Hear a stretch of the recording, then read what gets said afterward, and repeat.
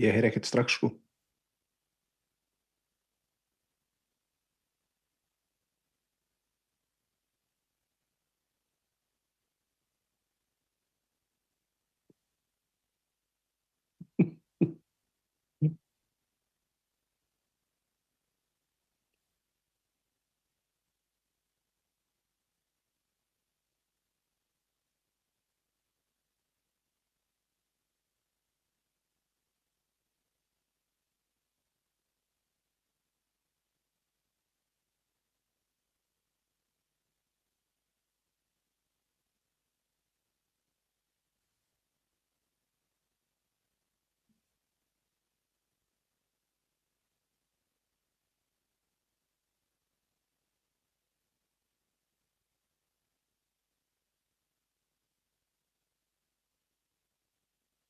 Eftir því, sko, hún talaði með þess að hún hefði fengið Upplifur þið ekki svolítið sem svona akademi? Hörðu, ég hef trú á því að við séum bara byrjuð þess að komin í beina útsendingu. Já, ég var einmitt að segja svo mikið á blöðum á borðinu Strákar, við erum live. komin í svona akademískan fíling hérna. Já, það er við hæfið hérna, enda Sverrir í stúdíónu. En við hérna, ég vil bara byrja á að bjóða alla velkomna og enn og aftur, já, biðja Já. gestina Heyrið þið vel í afsökunar á heyrnartólunum? fyrirkomulagi. Heyrið þið vel, þarf ég að hækka eitthvað? Ég heyri mjög vel.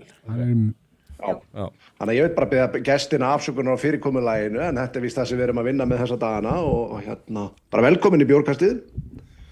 Og Jón Þormar heiti ég með Sverri Helgasyni og Helga Bjarnasyni og já, ég held að það bara við hæfi að Helgi sig á að kynna inn gestin okkar. Það er svoleiðis, ég er náttúrulega var að stóla svolítið á þig hérna sko, en hérna, nei ég segi svona, Hanna Kristín Skaftadóttir, hún er komin til okkar hérna, þú ert hvað, dósent við, Ekki ennþá, lektor. Þú ert lektor? Nú er ég lektor, rétt sko. en það er svona að hérna reyna að vera dósent og svo prófessor kannski. Alltaf að reyna. Og Kolbeinn, þú ert dósent við félagsráðgjafardeild Háskóla Íslands ef ég maður rétt, þú er nú komið hérna áður, góðvinur podcastins. Vinur varpsins. Já.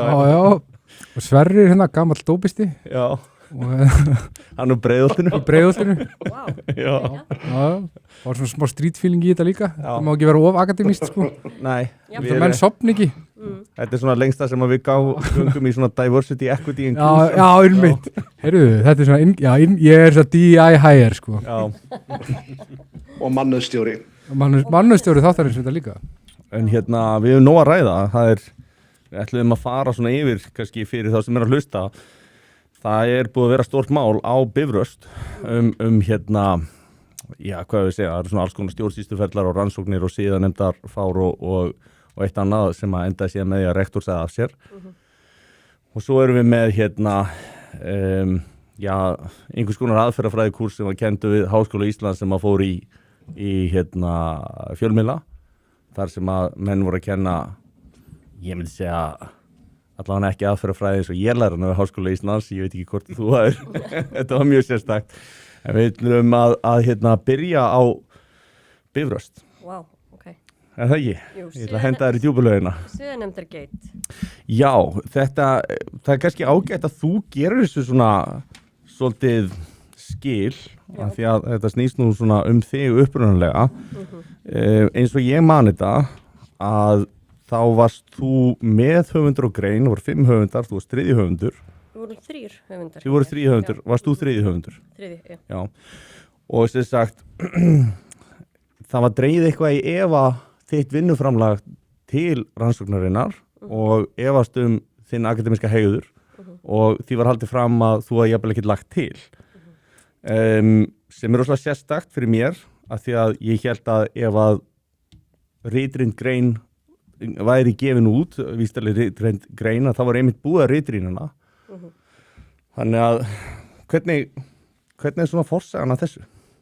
Sko, forsagan er svo að við erum 3 Já, sem erum hérna, er verið að ræða við okkur að hérna hvort að, efast okkar heilindi, akademísku heilindi. ok. Og 24. nóvember þá fáum við athugasemd það, við þurfum að koma að fund með rektor og mannastjóra og við fáum bara afhent blað. Það er bara rétt okkur blað og sagt hérna, heyrðu, það er komið hérna upp mál sem við ætlum að senda allir síðanemndar og síðan bara snúið við blaðinu og sagt þetta hérna þau atriði sem málið varðar.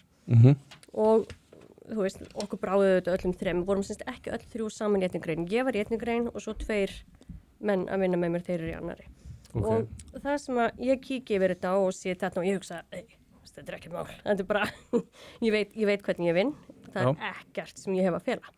Svo ég kíkja blaðið og ég sé strax hérna býtu, sko, að vakin var athygli síðan nefndur á eftirfarandi. Það eru engin gögn lögð fram eða greind frá Íslandi og ég hugsa, hví ætti að vera í akademískum greinum alltaf íslensk gögn? Það bara algjörlega ekki standardinn. Þú veist, við erum í starffræðilegri greiningu og það bara eins og að kenna algebru en þetta þarf að vera algebra frá Íslandi. Það bara, já, þú veist, það meikar ekki sens. Og síðan stendur líka engin dæmi eru lögð fram frá íslenskum fyrirtækjum eða stofnunum og þá aftur hugsa ég byrju, ok, hvað komur íslensk fyrirtæki sko teóriskri nálgun á grein við? Það bara ekki neitt. Og síðan segir bara öll dæmi eru almenn og krefist ekki viðskiptafræðilegra sérþekkingar en ég ekki bara viðskiptafræðingur, heldur kenni ég gervigreind og ég kenni þessu svona meginlega nálgun viðskiptafræði megin og ég rosalega mikið í tækni. Þannig að ég að klára doktorspróf í hérna gervigreind í viðskiptum, þannig að þetta fellur fullkomlega undir mitt fræðasvið, það sem ég var að rannsaka. Og svo hérna stendur bara í blaðinu að það sé engin ekkert sýnilegt mitt framlag og ég hugsa, ok, hvernig, á ég að kissa blaðið eða á ég að spreyja ylvatn, ég veit ekki alveg hvernig. Tekna hjörtu þá vinsælt þegar ég var í skóla hjá stelpunum. Já, einmitt, þú veist, og ég hugsa, ok, hvernig væri hægt að hafa þú veist, einhver svona fingerprint af mér á einhverju vísindalegu framlegi. Mér fannst þetta mjög einkennilegt. Og ég hugsa nú að Kolbeinn sem sammála mér að því að yfirleitt þegar einhver mál koma til siðanefndar, það eru þau svolítið annars eðlist. Þú veist, það er oft kannski einhver meðhöfundur sem er ósáttur og flaggar eitthvað, kannski eitthvað þú veist, gagna vinnslunni, þú veist, eitthvað svona sem er mjög konkrétt. Ég man allavega eftir því að þegar ég var titlaður meðhöfundur og ákveðni grein, að þá var sem sagt tímariti sem var að gefa út hefur samband við mig til þess að fá mig til þess að staðfesta það og skrifa undir það og senda út sko. Og það klassist. Já, og ef ég hefði kannski hafnað því eða neita því þá hefði það kannski mögulega geta farið fyrir einhverja nefnd eftir mér í hug sko. Já. Þannig að við ég labbaði út á fundinum og hún segir við okkur, rektor, hún segir takk fyrir að taka svo svona vel. Hún segir þetta við okkur öll þrjú í hverju lagi og fyrir mér það ef einhver segir við mann takk fyrir að taka svo svona vel, þá hlýtur þú að vita að viðkomandi ætti ekki að vera að taka svo vel. Þú allan að býst við að myndi ekki gera það? Já, þú ert að búast við því með því að segja takk fyrir að taka svo svona vel. Svo ég labba út af fundinum og ég segi bara, heyrðu, þetta bara lyktar mjög illa. Og ég hringi kollega mínu og ég segi, heyrðu, ég ekki ok með þetta. Og ég leita bara strax til lögmanns. Ég að fara að útskrifast, ég að fara að verja á doktorsverkefni í viðskiptafræði með gervigreind og þú veist mikið í húfi hjá mér og það var búið að vera ákveðin undiralda við háskólan. Þannig ég hugsaði, ok, þetta einhvers konar, það verið að nota siðanefnd í mannus tilgangi sem einhvers konar refsivönd til að losa sig við fólk. Það var fyrsta sem ég hugsaði. Þannig við tölum við lögmann og lögmaðurinn segir, heyrðu, við þurfum að fá öll gögn máls. Þú veist, við þurfum að vita tilur máls. Svo ég leita allir Geirsgjast svona og hann hjálpar okkur og hann segir ég þarf að fá öll gögn máls og hann segir hvað heldur að sé í gangi? Og ég segi ég algjörlega samferðum með það að minn eigin yfirmaður Guðrún Johnson sé svo sem á bakvið þetta mál. Og hún deildarforseti? Deildarforseti, já. Og svo hringir lögmaðurinn í mig daginn eftir og hann segir ég kom með póst frá siðanefnd og þú átti kollgátuna. Þetta var Guðrún Johnson sem skrifaði þetta minnisblað. Þannig ég svona, ok, þetta þá eitthvað í takt við það sem ég upplifiði að þetta sé. Og við fáum bara öll gögn og þá sjáum við að rektor, í einu af þessu skjölum sem við fáum, að þá óskar hún eftir því við siðanefnd. Hún segir, ég fer þessu leit við siðanefnd að þið gerið ekki viðkomandi viðvart að það sé verið að rannsaka þau fyrir niðurstaði komin. Já. Og svo ég með bréfi frá siðanefnd til rektors sem segir að það samræmist ekki stjórnsýsla háttum vegna þess að við erum málsaðilar, við erum andmælarétt og við þurfum að geta varið okkur í þessu. Já, bara ákveðin stjórnsýsluröð og meðalhóf og andmælaréttur og jafnræðisregla. Og það sem kemur meira fram að hún segir heyrðu, guys, ég hef ekki haft tíma til að uppfara siðareglur háskólans, heyrðu, þannig að noti bara siðareglur HÍ. Þú veist, háskólana eins og þetta var orðað. Já, siðareglur háskólana, ég meina, eigum það ekki bara að fara til siðareglum Perú, skilur, Ég las matið þarna frá honum hvað segir Geir Gesson Gesson í mörkinni hann kemur inn á þetta sko að þetta sé í rauninni sjálfseignarstofnun en ekki opinber háskóli þannig að hún þarf að vera með sína siðareglur á hreinu áður en hún getur farið að dæma eftir þeim sko, já bara eins og lög þú veist, ég bara Nú ég ekki sko, ég hef aðalega bara útskrifast frá áfengis- og vímuefnameðferðum yfir æfina, en þetta er svona, það hljómar samt eins og þetta sé rétt fyrir mér sko jú. En sko, við þurfum í okkar störfum að vita hverju sinni hvaða reglum við erum að fara eftir þú veist, það er bara svolítið basic sko og en hún sagði bara, ég hef ekki haft tíma til að uppdata reglurnar, þannig að bara please, farið eftir þessum og ef það var ekkert engin aðför eins og síðan kemst á sér, þetta er ekki aðför en hví máttu það ekki bara fara eftir okkur eigin siðareglum? Ég veit að Keir Starmer og þeir eru farin að gera þetta í Bretlandi með sjaria laun, þeir eru svona farin að íta þeim inn í svona ákveðin en já, þetta er kannski eitthvað Svo þetta er bara málavextir, þannig að þannig erum við komin í þetta við fáum hérna lögmann, þau koma með og þau greinlega bregðu mikið við sem komum með lögmann og bara skilum að okkur greinagerð og erum rosalega rökföst og sýnum bara, heyrðu, þetta er mitt framlag. Og by the way, á fundur með rektor þegar hún sýnir mér blaðið, þá er ég með tölvu og ég var bara tilbúin. Ég segi bara, heyrðu, ekkert mál. Opnaði bara tölvuna og segi, ég skal bara sýna þér mitt framlag. Og hún bara lokar aftur tölvunni. Segja nei, við erum ekki að fara við það hérna. Þannig að þú veist, það hefði verið hægt að leysa þetta mál þarna inn í þessu fundarherbyggi á 3 mínútum. Þetta hefði verið svo augljóst. Með meðalhófi. Með meðalhófi, sem var ekki nýtt. Fékkstu á tilfinninguna að það strax að það væri eitthvað annað heldur en ástæðan sem var gefin upp? Alveg, já. Fyrir þessu? Já. Alveg frá upphæði. Hvað fannst þér, hvað hafður á tilfinningunni? Var það eitthvað sérstakt eða bara, var ekki búið, er það ekki rétt skilja á mér að það var búið að vera eitthvað í gangi þarna áður? Það búið að vera einhver... Þetta gerist. Hvað varst að gera af þér? Já, það búið að vera einhver hellingur á uppsögnum. Það búið að vera að segja upp fólki rosalega hratt þarna. Það búið að vera svakari starfsmannavelta skilst mér. Já, einmitt. Þarna vorum við komin í nýjan deildarforseta, Guðrúnu Johnson, sem kom ári áður en þetta gerist og ég hafði áttu von á því að hún myndi reyna að bóla mér út úr deildinni. Ég var búin að eiga von á því í marga mánuði, alltaf fyrir hver einustu mánaðamót hugsa, jæja, nú losar hún sig við mig. Af hverju, þú veist, var verið að elda eitthvað grátt silfur hérna eða þú veist hvað, svona bad blood, þú veist, í hverju áða uppruna sinn? Við vitum það ekki alveg. Hún var líka með bad blood gagnvart hinum sem fá þess að síðanemdar kæru og við hugsaðum, við erum þau 3 sem gagnrýnum hvað mest innan deildarinnar og allt hinn eru við 3 og líka bara tölfræðilega, þú veist, þegar þú ert að fara í einhverja síðanemdar úttekt, hver eru líkurnar á því að það hafi einhver ábending borist 2 greinar á nákvæmlega sama tíma, ákvörð fyrir fólki sem er óþæga fólki í deildinni. Já, þannig að þú var svona óþægilegu ljárið þúu ásamt hinu 2 og það var búið að svona aðeins að sverfa í stál þetta. Sko ég var búin að senda tölvupósta innan hús á aðra stjórnendur og lýsa því yfir að ég upplifði að stjórnsýslan væri búin að setja mig í frystingu eins og ég kallaði það og ég væri út af sakramentunni hjá rektor og við þekkjum það öll sem störfum við Háskólann á Bifröst og ég segi öll. Við vitum bara eina stundina ertu kannski uppáhaldi á rektor og svo bara ef þú dettur út af sakramentinu og þú kannski heyrta af þessu Kolbeinn að ef þú dettur út af sakramentinu það ertu bara, þú ert settur í frost. Já. Og þá bara, þú veist, það er ekkert verið að hampa þér eða hyggla þér, þú mátt ekki koma með ábendingar, þú mátt ekki tjá hugðinn. Veist, við vorum bara af og til öll að fara þarna í skammakrókin. Þú veist, ég hafði verið í skammakróknum. Voru einhverja aðrar aðferðir sem voru notaðar heldur en bara nákvæmlega þetta, að þú veist, að ég meina, ok, þið eru þykir fyrir siðanemnd. Ég meina, það hljóta að hafa verið fleiri brögð þá sem var beitt, víst, þetta eru svona margar uppsagnir og... Nei, býtu nú ekki uppsagnir. Þú veist, aðferðafræðin var meira svo að finna eitthvað á fólk. Já.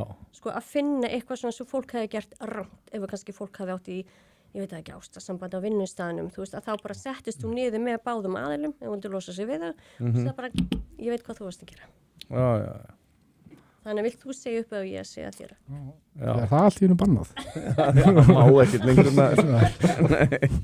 Hvað var það sem þið höfðu verið að gaggrýna sem sagt svona helst ef að það er ekki trúnaðarmál?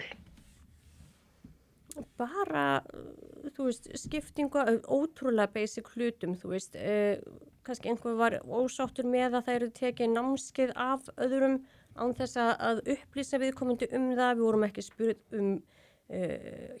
okkar sem svona álita ákveðnum breytingum sem var verið að gera og það alveg eðlilegt að nýri deildarforseti komi inn með sínar áherslur en hún bara kom einhvern veginn inn með látum, gerði rosalega mikið af breytingum meðal annars á kennslu og öðru slíku sem að við vorum ekki sátt með að var gert að okkur óspurðum. Þannig að við vorum svolítið kannski bara að benda á þetta og fara yfir ákveðna breytingar sem höfðu verið gerðar og vorum ekki ánægð með.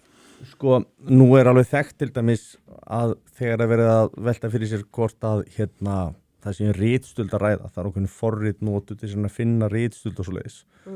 Ég sá að þau notuðu gervigreindar forritið Claude. Já. Mér fannst það svolítið sérstök nálgun. Hefur þú gert það mikið, Kolbeinn? Ég ekki Claude notandi. Nei. Ég svo basic, ég bara að vinna með einhverja $20 áskrift að ChatGPT, sko. Já. Það svarar mínu þörfum. Já. En mér þetta kannski eitt af því sem er aldrei áhugavert, það kannski svona í víðara samhengi eru tveir hlutir sem mér finnst mjög áhugaverðir og annar þeirra sko hvað fólk hefur mikla trú á gervigreind.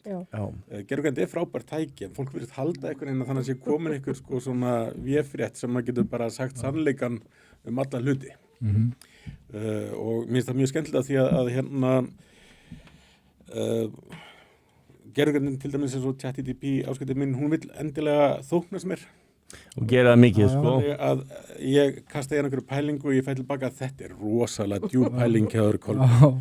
Og maður þarf sko í alveg að sko leiðbeinum það, ég vil að þú setir upp sko þetta sjónarhorn, ég vil að þú gagnrýnir það sem ég er að segja og þá getur þú fengið hann til þess að Já, ef þú ert með, sko, þá þurftir að vera með þitt eigið system prompt, sko. Basically, já. Ég var einhvern tímann að skrifa svona vísindagreina að dröga af henni og voru að nota gervigreindina og reyna að raka saman gögnum og svona og það sem ég komst að var að hún hallucinateaði bara og ef ég var eitthvað ósáttur og hún var ekki að finna gögn þá bjóði hún bara til og skrifaði tilvittanirnar og þetta var bara geggjuð grein, sko, með alveg geðveikum gögnum og eitthvað svoleiðis en þetta var allt uppspunni frá allu. Já. Þetta er svakalegt, sko. Ég þú veist, ég man bara, þú veist, ég átti ekki orð, sko. Alveg sama hversu mikið þú þráspurðir hana út í að hvort þetta var ekki solid gögn. Eins og þú segir, hún vill þóknast þér, sko. Þetta hefur nú reyndar lagast með, þetta er ekki búið að lagast alveg, en samt sem áður. Þetta er mjög skemmtilegt með heimildina nefnilega, líka þegar þú skoðar heimildina, jú, þessi fræðmaður hefði getað skrifað grein sem að hefði haft þannig til og verið byrtistímariti, mjög sannfærandi. Og að þetta er bara líkindafræðilegt mótil sem að kastar út, þú veist, þessi 100 skrifað milljón greinar sem heiti eitthvað svipað.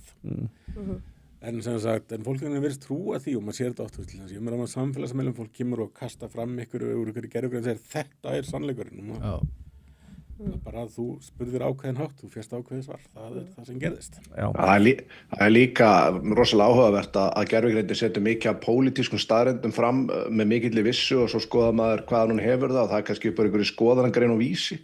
Það er ekki óalgengt, sko. Ég hef séð það oftar en einu sinni.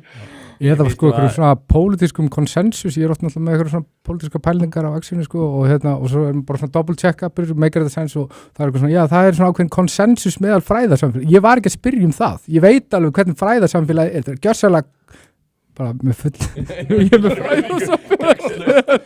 Nei, þú veist, bara hvernig háskólarnir starfa, sérstaklega félagsvísindin og bara og ég stundum það fíkur stundum í mig, ég byrja að skamma hana sko. Og það er bara, ég er ekki að biðja það, ég vil fá staðreyndir, ertu með eitthvað gögn, ertu með eitthvað sem ég get notað, annað en bara eitthvað að einhverju lippar sem lifa í einhverjum bergmannshelli í háskólanum séu almennt sammála eitthvað og þú veist, ég veit alveg að þetta býr ekki í alveg heiminum sko. Það gleymist nefnilega að gervigreindin er í rauninni bara autokorrekt forrit sem að segja þér hvað er líklegasta orðið til að komast næst og eftir og svo erum þjálfuð til að svara spurningum sem er í rauninni bara probability sko. Þetta er bara líkindadreifing og vektorar sem eru búin til sko með því að leggja saman orð og eitthvað svona og þannig að ef að til dæmis á netinu eru vittlaus svör í hrönnum að þá er miklu líklegra að þú fái vittlaus svar, þetta er ekki rökfræði sko. Nei. Þannig að þú veist og þá færðu libbaskítina því að það er búið að keyra það áfram af þú veist fullt af fjölmiðlum sko. Og maður fær stundum sko bara linka á einhverja Reddit þræði bara, þú veist, ég er allt í góðu eða. Ég kunni rosalega mikið að meta þegar ég var í háskólanum fyrir stuttu að þá vorum við látin lesa bók sem að var, já, þú gast eiginlega hvergi fundin eitt hana, sem sagt, mjög svona obskjör og tók ég eftir því að það höfðu aðilar stuttu fyrir prófið, þá höfðu þau skrifað nokkra greinar greinilega svör sem að tengdust svörunum sem þau áttir að gera. Ég tekkaði því eftir á og það var allt saman bara vitlaust. Þannig að ef þú ætlaðir að nota gervigreind til að svara upp úr þessu prófi, þá varst þú böstaðar þannig. Mér varst þetta mjög snjallt. Það er sniðugt. Já. Ég tók eftir í að því ég var að horfa á Kastljósviðtalið við rektor þar sem hún segir af sér. Og að því að ég hef búin að lesa málsgögnin. Ég komst yfir þau og þá fannst mér svolítið sagt að það er aldrei talað það að það komi ábending þegar að fyrst málunni víst til siðanefndar, það eru raktar aðrar ástæður. Og svo í Kastljósviðtalinu þá talar hann það að það hefði komið nafnlaus ábending í fyrsta skipti í sögu skólans. Og þetta sló mig svolítið. Maður bara svona býtur, þetta er ekki alveg í samræmi við gögnin. Nei. Þú veist, hvað segir þú þetta? Já, ég fór kannski ekkert mikið í þetta með gervigreindina, en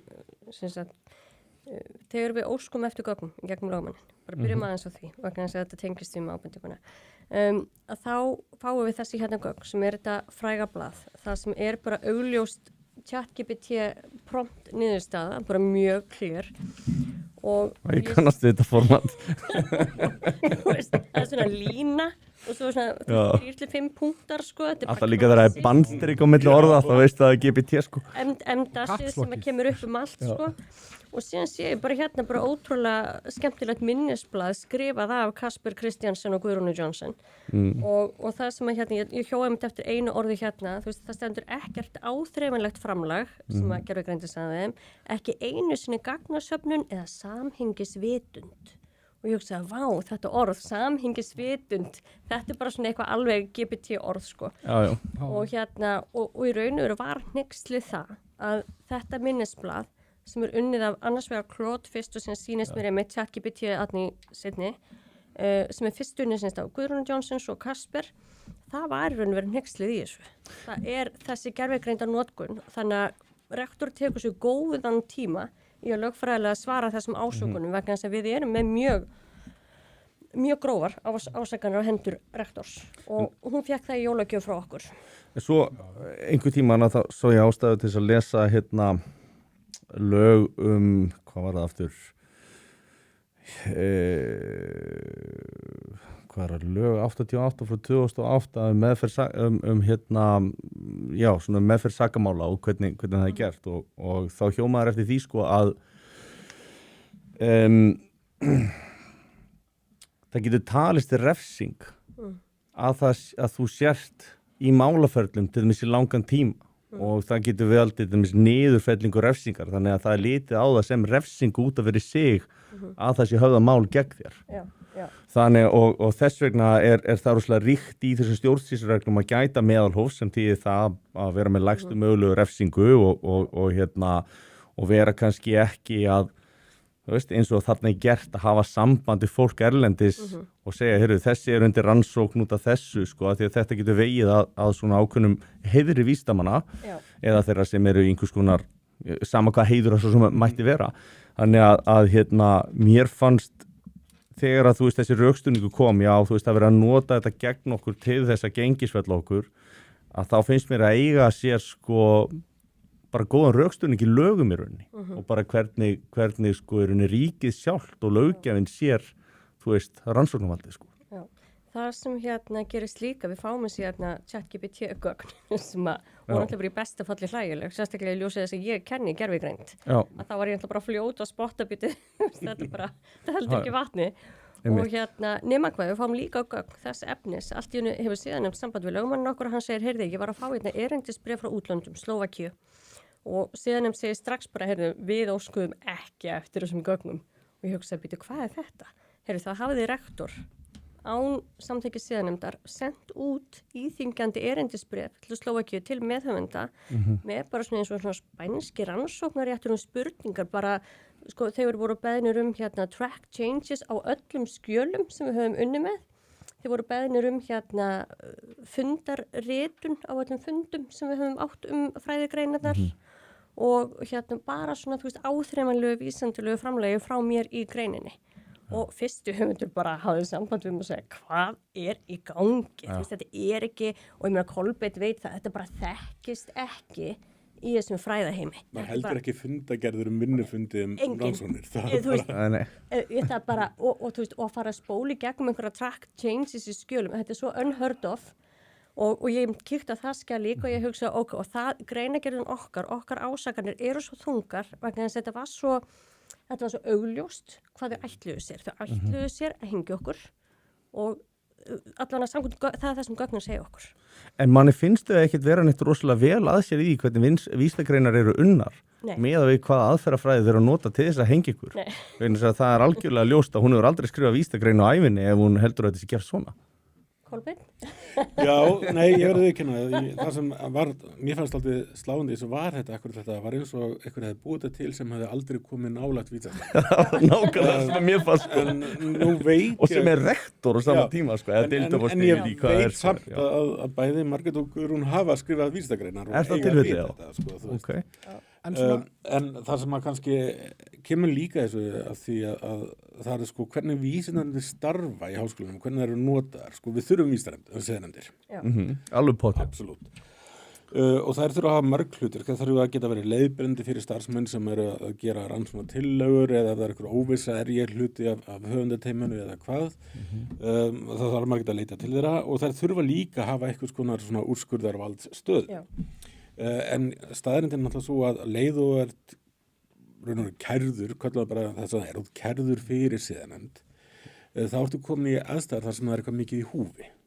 Þetta getur farið verulega. Þú fyrst tilkynntur til siðanefndar, hún tekur til umfjöllunar og svo ertu kærður, er það ekki? Raun og verið tilkynningin. Er þetta bara tilkynningin í eðlisum kæra? Já, ok. Þannig að sko þetta getur haft verulega áhrif á stöðuna innan stofnunar, þetta getur haft áhrif á starfsferliðin. Þannig að það er svona lágmarksatriði að þú hafur andmælarétt en þú vitir á hverjum tímapunkti hver það er sem að kæra þig. Raun og veru bara mörgleitin sem myndum afgreiða sakamál. Ég myndi alltaf vera áleika hverjum sem væri komin fyrir siðanefnd að fá sér lögfræðing. Bara einfallega af því að það er svo mikið í húfi. Hversu galinn sem málatilbúðin hann verðist vera. Og svo tekur þið ferlið sem er oft langdregið, það kallar á útgjöld, fólk komið lögfræðingar, það að safna saman gögnum, það líka tölverður sko svona andlegu kostnaðar, þú ert ekki með hugan fullu við kennsluna og rannsóknar, þú ert alltaf með þetta hangandi yfir þér. En þú segir hérna að sem sagt, sá sem að tilkynir, þú hefur rétt þess að vita tilkynninguna og hvað er gert. En myndi það vega einhver leiti til þess að öryggi einhvers konar uppljóstrara eða eitthvað svoleiðis? Ég myndi halda sko, ég bara setur þetta samhengi, ef ég ætlum að kenna, okkur kemur segir, heyrðu, ég fæ nafnlausan post, ábendingu það að nemandi hafi svindlaði prófið mér, ég get ekkert gert í þessu. Nei. Þú veist, ég hef enga ástæðu til þess að, þú veist, ég veit ekki hvað það kemur, hver mótið svona bak við þetta er. En ef að Claude myndi segja þeirra? Þá myndi ég definitíð í gangi. Nei, þetta er sko, og svo náttúrulega svona hlutir eins og sko, oft farið með sko mál fyrir vísindasennendum eins og trúnaðarmál, þannig að það er skvenubúrskurður, það er ekki tilkynnt það í þessum tilfellum. Ég ætlum að setja daginn sögu úr Háskóla Íslands þar sem að einstaklingur lendi fyrir siðanefnd af því einhver tilkynnti viðkomandi ekki fyrir að hafa gert eitthvað, heldur á þeim fórstum að ef að viðkomandi hefði haft tilðistækifæri þá hefði hann gert eitthvað. Okay. Þetta er svona málatilbúnaðar sem að vísindasennendur ætti bara að segja, nei, við getum ekki, þú veist. Þess á bara að vera að vísa frá. Já, þetta er bara augljóslega. Þú veist, í svona hliðar tímalínu gæti þetta að vera gerst. Þetta mál fór alla leið í gegn. Og endaði með því að með frávísun eftir hálft ár af vinnu, sko. Þannig að sko, og við höfum séð þetta líka gert þessu háskólum í Breitlandi. Þetta er eins og að vera sekt að vera ofraðan akstur og þú ert ekki einu sem búin að keyra á hratt. Já, þú ert ekki laður á stað. Það gæti hugsilega ætlað að keyra á hratt. Já, en þetta er nefnilega sko, þegar þú ert komin á þennan stað, við höfum séð það líka í Breitlandi og Bandaríkjunum kringum alls konar svona menningarstríðstengdi mál, að sko fræðimönnum hefur verið þvælt fyrir siðanefndir aftur og aftur út af einhverju sem mögulega hafa tvítað eða sagt eða bara alls konar tilbúning sem það er hægt, þú veist, og það er þetta að ferlið er refsingin, af því að þetta hægt og rólega brýtur þetta fólk niður. Já. Og maður er að sjá þetta víða, meiri sé bara í refsikerfinu hérna, að mál er að taka 2, 4 og 6 ár, ég er bara lengur, ég sá það hérna þú veist, þessu bankarhrunsvesinni, þetta var að taka þannig tíma, þetta var bara algjörlega óásættanlegt, sko. Þannig að, þú veist, það er stór refsing í því. Og þetta er vist mjög slæmur tími, bæði fyrir þá sem eru býð eftir afplánun, býð eftir meðferð, eða jafnvel bara eins og í þessu tilfellum. Þetta er kannski, þannig nú brotin almennt, ef að þú veist, þú hefðir raunverulega svindlað, þá er það ekki, þú fær ekki refsingu, þú fær áminningu, held ég. Er það ekki rétt hjá mér? Sko, það er ekki fyrst áminningu. Já, jú. Það getur vel verið, en þetta mál var þess eðlis að það var búið að spyrjast út. Já. Það er ástæðan fyrir því af hverju ég fer og setja upp bara status á Facebook vegna þess að ég var með doktorsvörn núna í februar að fara að verja doktorsverkefni mitt og by the way, því var frestað af HÍ doktorsvörninu minni. Á hvaða forsendum? Út af þessu? Út af þessu, já. Já, því frestað út af þessu, ég átti þannig að í verja- rauninni Já. það er búið að valda þér skaða. Búið að valda með skaða. Já, og ég skaða sem að þú getur sýnt fram á. algjörlega og ég spyr upp í HÍ og ég segi byrja á hvaða forsendum er það að setja þetta á fristingu og þau segja við þurfum að gera due diligence og ég segi þurfum þið að gera due diligence út af máli við Háskólann Bifröst sem að tengist Háskóla Íslands bara ekki neitt, þetta er ekki hluti á doktorsverkefninu, þetta er bara algjörlega, þetta er aðskilda stofnanir, aðskilin verkefni, það er bara 0. En býtu það er komið niðurstaði málið. Ég meina þið voru hreinstuð á öllum áskunum. Eftir að þetta var frist. Þannig að nú er þetta aftur komið í ferli. En ég þurfti að berjast fyrir því að líka meðan allt hitt var í gangi, þá þurfti ég að setjast niður með deildarforseti hjá HÍ og útskýra bara skref fyrir skref. Þetta er ótengt. Þannig að þau í rauninni með þessum stórfurðulegu vinnubröðum eru búin að baka sér skapbótaskyldu. Mögulega. Á öllum líktum. Mögulega. En þá komum við aftur að Kastljós viðtölum sem varst að tala um þegar rektor segir af sér. Og þú varst að tala um þessa ábendingu. Í upphafsgögnum máls er engin ábending. Það er bara klárt mál og einmitt Kolbeinn hérna. Það er það sem ég var að vísa í áðan, sko. Við vorum að skoða gögnin. Þá segir að þetta mál verður til út af einhverju gæða eftirliti. Já. En það kom í okkar greinagerð svo skýrt fram. Þetta er ekki, þú notar ekki sko siðanefnd sem gæða eftirlit. Það er algjörlega crazy. Þannig að hérna, svo rektor þannig einhvern tímann í janúar, hún er búin að vera að ferðast Ástralíu og eitthvað næs. Lét okkur bara bíða með hann, sko. Hún hefði 2 vikur til að svara en tók mánuð. Hún þurfti að kokka upp. Það tekur svolítið tíma, held ég, sko, að þú ert ekki með heiðarleikann á þínu hlið. Það held ég geti tekið smá tíma að kokka upp, sko, veist, hvernig þetta átt að vera. Hef ekki úrt góðulegari, sko. Nei, ertu með reynslu? Já, ég hef mikla reynslu, sko. Já, ég hef gert þetta á viku, sko. Já, Fundið eitthvað, sko, eitthvað góða gaslýsingu.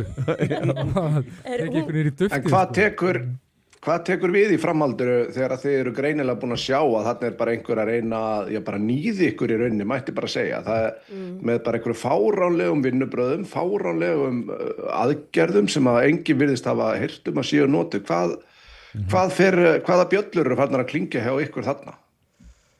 Sko, okkar samstarfsfólki blöskraði. Rétt eins og ég sá að Kolbeinn hafði nú fengið veður á þessu máli einhvern tímann og fólk hugsaði sko ef þá getur það líka verið við.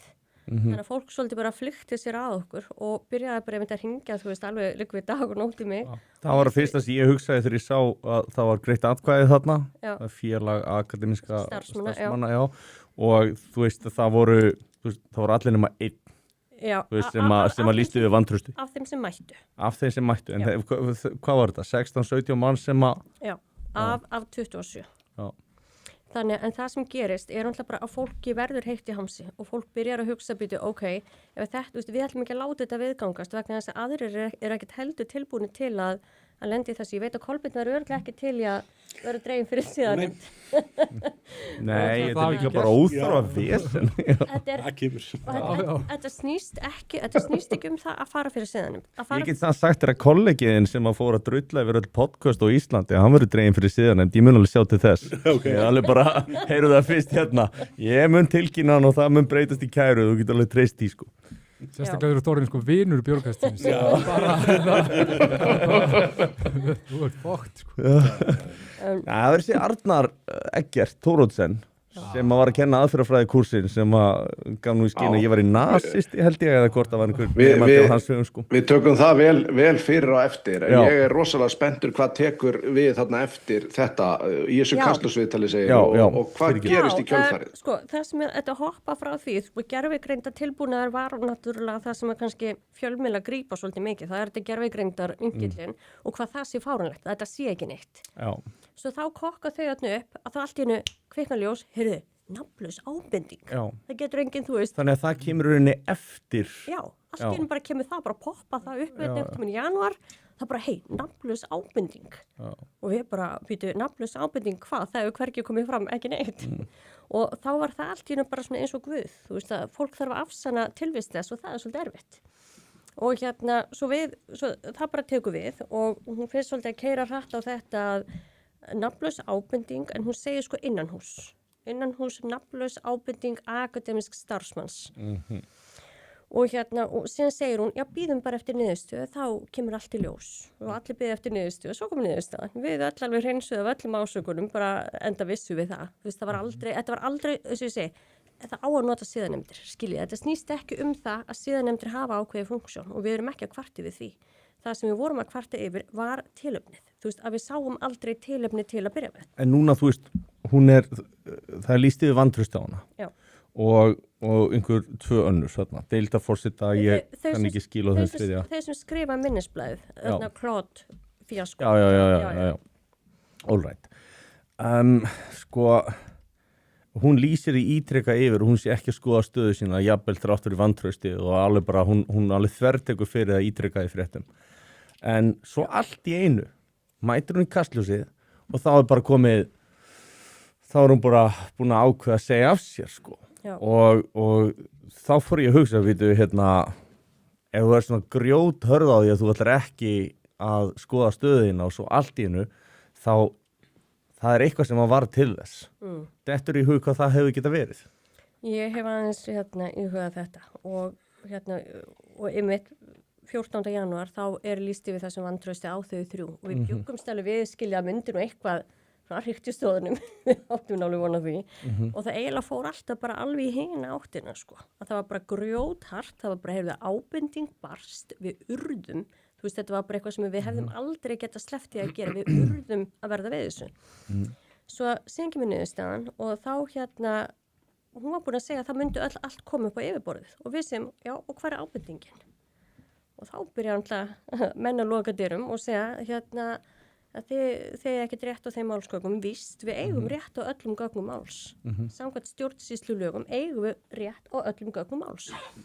Og þá kemur einn sniðugur með þá hugmynd og segir, heyrðu, fólk lígur nú sjaldnast fyrir vitnadóm. Og ég segi, hvað áttu við að segja, sko, hörðustu og ósvífnustu menn, þegar þið mæta fyrir dómara eðsvarnir, að þá þið kannski ekki svo mikið tilbúin til að ljúga, þannig ef við stefnum þeim og segjum, við ætlum að stefna ykkur til þess að fá öll gögn máls, að það munir sinns að þeir sem eru í kringum rektor vera eðsvarnir og þurfa að svara fyrir, þú veist, og meðal annars skjalastjóri háskólans sem veit hvort það sé til gagnið eða ekki, málsgagnið. Og nú erum við ekki að tala um það að fara að hengja einhvern einstakling, ég þarf ekki að sjá nafnið Anna Önnudóttir. Þetta snýst það til eitthvað gagn sem segir að það var ábending, til eitt málsgagn, það má taka út nafnið, ég vil málsgagn. Við sendum bréf til stjórnarskólans og rektors á sunnudegi. Það sem við segjum, við ætlum að gefa ykkur frest í 5 daga til að koma með þessu gagn. Ætlaði að stefnum ykkur í þennan vitnadóm, þar sem fólk verður dregið fyrir dómara og þarf að vera eðsvari og segja okkur sannleikan. Ég veit ekki, daginn eftir segir hún af sér. Já, það er svona... Það er bara þannig. Sérstök tilviljun í það minnsta, hún maður getur kannski ekki dregið einar álíktanir svo sem. Ég veit það ekki. Nei. En daginn eftir segir hún af sér og eins og ég segi, þetta ennþá útistandandi og það hefur enginn sýnt okkur málsgagni, þannig að hvar eru gögnin? Það er góð spurning. Já. Hvað með hina aðilana sem að stóðu að þessu? Eru þau ennþá starfandi þarna og allt óbreytt þar eða? Já, þau eru ennþá starfandi og það stendur ennþá vantrausti á þessa 2 einstaklinga og það er bara ennþá til umræðu innan skólans, það er mikil óánægja með það vegna þess að þau getur bara fara að kokka upp annars svona dæm á morgun, það er ekki til fyrirstöðu. Þannig að þessi kæra og hún mun, þau viljið fá að sjá málgagnið, þau ætla að halda því ekki streitu. Nei. Það er alveg klárt mál að það er enginn að fara að taka niður í okkur, við hættum ekki fyrir annarkvort sagt við okkur, það var ekki neitt. Eða að við sjáum þetta málskagn og ef þetta málskagn væri til, stjórn svaraði okkur í gegnum leggs eina dýrustu lögfræðistofu Íslands að háskólu á Bifröst sé að nota það þykir mér svolítið hjákallegt en þeir svöruðu okkur og sögðu hérna ef slík ábending væri til að þá nyti það eitthvað svo uppljóstrara verndar og eitthvað, ég hugsaði býta okkur, við erum ekki að tala sko barsmíðar eða eitthvað ofbeldismál. Þetta ekki þjóðaröryggismál. Nei, Vá. ég hérna, þeir tóku lögum uppljóstrara legs og nefndu það og ég hugsaði, ok, það er ekki viðeigandi í þessu máli vegna þess að það eru ekki slíkir hagsmunir að við séum sko líklega til að beita ofbeldi eða gera neitt ef við vitum. Það veit aldrei, sko. Akademikar eru sko. Já, rófelsneir. Maður veit ekki. Þannig þetta er bara, já, er þetta ekki það sem málið stendur? Ég held það í dag, sko, að við erum bara ennþá að bíða eftir þessari ábendingu. Og ég held að þetta tæmi bara nokkuð vel þú veist þessu máli þannig að við getum þá svona eiginlega bara loka því kannski að lokum að þá voru fréttir það voru 295 milljónar króna verktakagreiðslur til kollega og það virðist vera að fréttamenn RÚV hafi verið með svolítið svona óvenjulega nákvæma tölur laun fólks. Já. Og ég heyrði frá félag mínu við Bifröst að það voru svona kenningar það að þarna hafi ákveðin hópur starfað saman áður. Það var að segja fréttamaður hjá RÚV og mögulega einhver deildarforseti og einhver þriðji aðili og verið saman í Transparency Iceland. Já. Pírata og eitthvað svoleiðis. Svo þetta er svolítið sérstakt að þetta fólk þekkist svona vel. Við erum með margar kenningar á lofti í kvöld. Svo eru nú jafnan faglegir hérna á RÚV. Já, þeir eru það. Já, og píratum. Já, píratarnir. Já, hérna. Þeir eru orðin svo gagnsæðir að þeir eru farin að leika trúnaðargögnum, sko. Hvað tekur við í kjölfarið? Ég meina, verður þessum hinum aðilunum sem að voru í þessu stemt fyrir dóm eða verður, ég sem segi, er eitthvað að frétta hvort þau ætli bara að sitja áfram þarna væntanlega lítur að vera í óþökk bara allra sem að starfa þarna eftir svona vinnubrögð? Já, þau ætla að sitja áfram, það er ekkit annað sem að bendi, við hefum engar aðrar upplýsingar heldur en þau ætla bara að sitja áfram. Þrátt fyrir vantraust. Og hérna þrátt fyrir vantraust og nú var ákveðið sko að pivota málinu sko, að rektor gerði þetta mjög snirtilega sko, hún tók svona dramatist exit þarna í kastljósi auðvitað og hún kasta svona, sáu svona drullu fræjum yfir alla og segir svona by the way, þetta eru svona hvítir, miðaldra karlpungar sem voru bara ósáttir vegna þess að þeir vildu fá meiri pening. Hún svona skilur það einhvern veginn eftir svona pínu á borðinu og svona, þú veist, smjattið aðeins að þessu. Þetta hefði virkað vel svona 2020 að negla þetta. Já, þetta er svolítið me too. Hún fór svolítið í þetta sko og tók sko, ok, nafnlaus ábending var ekki að virka skiljiði. Þannig að það pivota hún svolítið svona, þetta er samt í raun og vera annar mál og þá allt í nú kemur inn bara stóra verktakamálið. Og allt í nú er það orðið eitthvað svona bitbein í þessu. En nú þú ekki miðaldra kallmaður. Þannig að þetta er svona... Við róum okkur á fórkominu, Helgi. Vöndum okkur, Helgi minn. Já, fyrirgeður. Það er svo mikilvægt. Já, en þarna er, þú veist, og þetta er bara svona klassíst, sko, að mínu viti, þú veist, fyrst svona, yfti öxlum bara á að taka þetta pivot, sko. Mér fannst það eiginlega pínu cheap, sko, mér fannst það. Þetta eru verktakagreiðslur, fyrir mig yfir þetta. Þetta eru 295 milljónir í verktakagreiðslur. Þetta er yfir hvað langan tíma? 11 ár, held ég. Þetta er yfir 11 ár. Já. Þannig að... 2 einstaklinga pluss fyrirtæki. Já, og svo er þarna, það er kostnaður sem að varðar ekki bara beinar greiðslur sem sagt til þessar einstaklinga sem er inn í þessari tölu. Veistu hvað þetta eru stóra fjárhæðar á mann? Þú veist, þetta er kannski einhver miljón, en nú þurfum við bara að taka málið í samhengi. Í fyrsta lagi... Þetta er að núvirði, þannig að þetta var í miljón í verktakagreiðslur að núvirði. Á núvirði, já. Fyrir hvað? Kennslu. Sko, þetta snýst það að Háskólann á Bifröstu var eitt sinn í verulegum fjárhagskröggum og þá var sagt við kennara, heyrðu, þið til að minnka starfshlutfallið ykkar kannski niður í 50% og þið fáið svo hinn helmingin greiðan í verktöku og þetta var gert til að spara skólanum launatengt gjöld vegna þess að, og þetta er gert, er það ekki? Þetta hefur verið gert á nokkru stöðum og þetta er skólinn sem ákveði þetta, ekki kennarar. En ég bý í landi þar sem ég telur rosalega eðlilegt að fólk fái greitt fyrir sína vinnu. Þannig að þannig erum við ekki að tala um að menn hafi verið eitthvað svona að moka einhverju, þú veist, óeðlilegum greiðslum. Þeir voru að fá greitt fyrir vinnuna sína og það er ástæðan fyrir verktöku en ekki launþega greiðslum er svo að skólinn ákvaða þetta vegna þess að skólinn var í fjárhagskröggum. Og þannig að þarna er þessi hæstvirti blaðamaður hjá RÚV Í fyrsta lagi að draga saman einhverja tölur, þú veist, yfir 11 ára tímabil, búa til einhverja svona eina sexy tölu, þú veist, 495 milljónir, eins og þeir hafi verið með einhver svona ekstra spóslur sem væri eitthvað óeðlilegar. Þetta voru eðlilegustu greiðslur í heimi. Þeir þurfti að greiða sína skatta af þessum tölum. Þetta voru eitthvað ríkislögreglustjóri upphæðir. Þetta, ég meina, þeir voru ekkert í jus, sko. Þetta var ekkert þannig. Nei, meina, skipti þrennt er þetta innan við milljón á mánuði. Þetta er bara, þetta er í algjörlega samræmi við það hvað þeir væru að borga laun og launtilgjöld fyrir 50% starfshlutfall. Þú veist, þetta er algjörlega út í hött og það er svo augljóst að þannig verið að reyna að einhvern veginn moka yfir þetta síðanemnda fár og þetta gervigreindar fíaskó með einhverju svona hvítir miðaldra kallmenn að þú veist, fá ofmikla peninga til að reyna að skapa glundróða. Það er verið að reyna að skapa reiði í samfélaginu og fordæmingar, að mínum mati. Já, við höfum orðstöldi varið við þetta hérna. Algjörlega. Ég er alltaf hrifinn að þegar menn skella í þetta klassíska og vaða bara beint í feðraveldið. Mér finnst þetta mjög, Þá veistu eiginlega svona að það er svona síðasti útgangspunkturinn, það ekki Jón, svona þú átt ekkert annað eftir, þá fyrir þangað sko. Þegar byrjar að hnoðast í feðraveldinu, þá ertu komin svolítið á svona lokapunkt, nánast utantengjalaust. Já, en að segja sko leið og snertir pingjuna hjá fólki, þá verður allt brjálað, segir rektor. Sko, ég bara veit að þetta var bara hennar svona PR jump, skiljiði. Þú veist, ég er fórnalamb, ég gerði ekki drátt sem rektor. Það voru þessir kallmenn og reiðir kallmenn við háskóla sem skrítið samt að konur hafa ekki verið reiðar, það verið bara að hafa verið kallmenn sem hafa þá fengið launa það er svolítið sérstakt. En já, þetta varpar bara frábæru ljósi á þetta ferli. Já. Þannig að kannski spurningum að fara, ef að enginn hefur frekari spurningar þetta mál, Jón, er þú með eitthvað frekar þetta?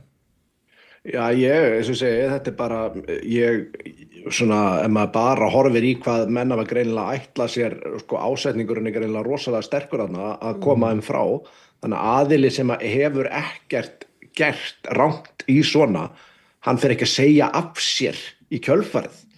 Bara öll almenn skynsemi segir manni að það sé bara galin hugmynd að eins og íhuga það, sko. Já, einmitt. Ég veldi, þú veist, heldur ásetningur, þetta bara persónulegt, bara þú sem persóna og skilur við? Ég er svo likeable. Já, eða þú veist, þetta eitthvað pólitískt, eða þú veist, ertu með eitthvað góða samsæðiskenningar? Við elskum góða samsæðiskenningar. Já, við elskum góða samsæðiskenningar. Já. Nei, menn, þú veist, þetta, þú veist, eins og Sverrir segja, þú veist, þetta verið að reyna að sölsundi sig kannski einhverju valdi innan skólans, koma þeim sem eru óþægilegir í burtu. Klárlega. Skilur, já, okay. Það er mín upplifun, sko. Ertu óþægileg? Mjög. Ég meina, þú veist, fólk á misvel saman og, og eins og ég segi, eins og ég segi, ég er ekkert sérstaklega feiminn við að tjá mig. Nei. Og ég stend upp. Við þökkum Guði fyrir það. Já, og ég stend upp ef ég tel mig þurfa að malda í móin eða tjá mig. Menn gera ýmislegt til þess að reyna að losna við þig. Ég veit. Lagt á sig, sko. Svo er engin svona kellingar sem er rífandi kjaftastar. Kjaftakellingar með stæla eru ekki endilega vinsælar. Við köllum þær konur hérna í burg. Já, endilega.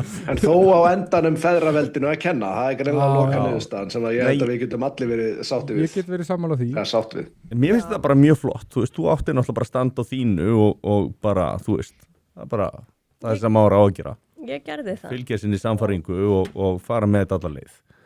Algjörlega. Og hafa minni miðlar sett sér í samband við þig til að ræða. Nú ertu náttúrulega á svona miklu stærra heldur en svona RÚV eða eitthvað svoleiðis plattformi, sko. Bara spáði hvort að einhverjir minni miðlar hafa sett sér í samband við þig, RÚV eða Vísir eða eitthvað svoleiðis til að tjá þig þetta. Já, ég nú búin að vera held ég hjá öllum miðlum eitthvað. Já. En það ekki. Ég býst við því að já. Ég, mér langar aðeins að svona velta upp öðru, að því að við erum alltaf með Kolbeinn hérna í Háskóla Íslands, stærsta háskóla landsins og hann alltaf er í þessari húmonísku deild og þú veist, þeim partí sem að við sáum hérna, ég var að fara aðeins yfir það, Jón, þetta myndband. Já, við skulum aðeins vipa okkur í það. Eða ekki? Þetta er, ég vona að einhverju séu búin að kíkja á þetta, Frosti sýndi þetta í Harmageddon og ég sýndi brot úr þessu hjá mér og svona, þetta rosalega áhugavert og þetta byrjaði nú allt sem árás og blökkasti, svo kemur bara í ljós að við í bjórkastinu vorum þarna undir og við vorum bara teknir af lífi sko, það var ekki, við fengum engan afslátt sko, það var það var nú bara farið frekar vel með þá í blökkastinu sko. Já. Nema kannski þú Sverrir. Já, og það var allt satt sem sögðu mig sko. Já, það var eiginlega. Þeir sögðu alveg ljóta hluti en það var allt satt í mig.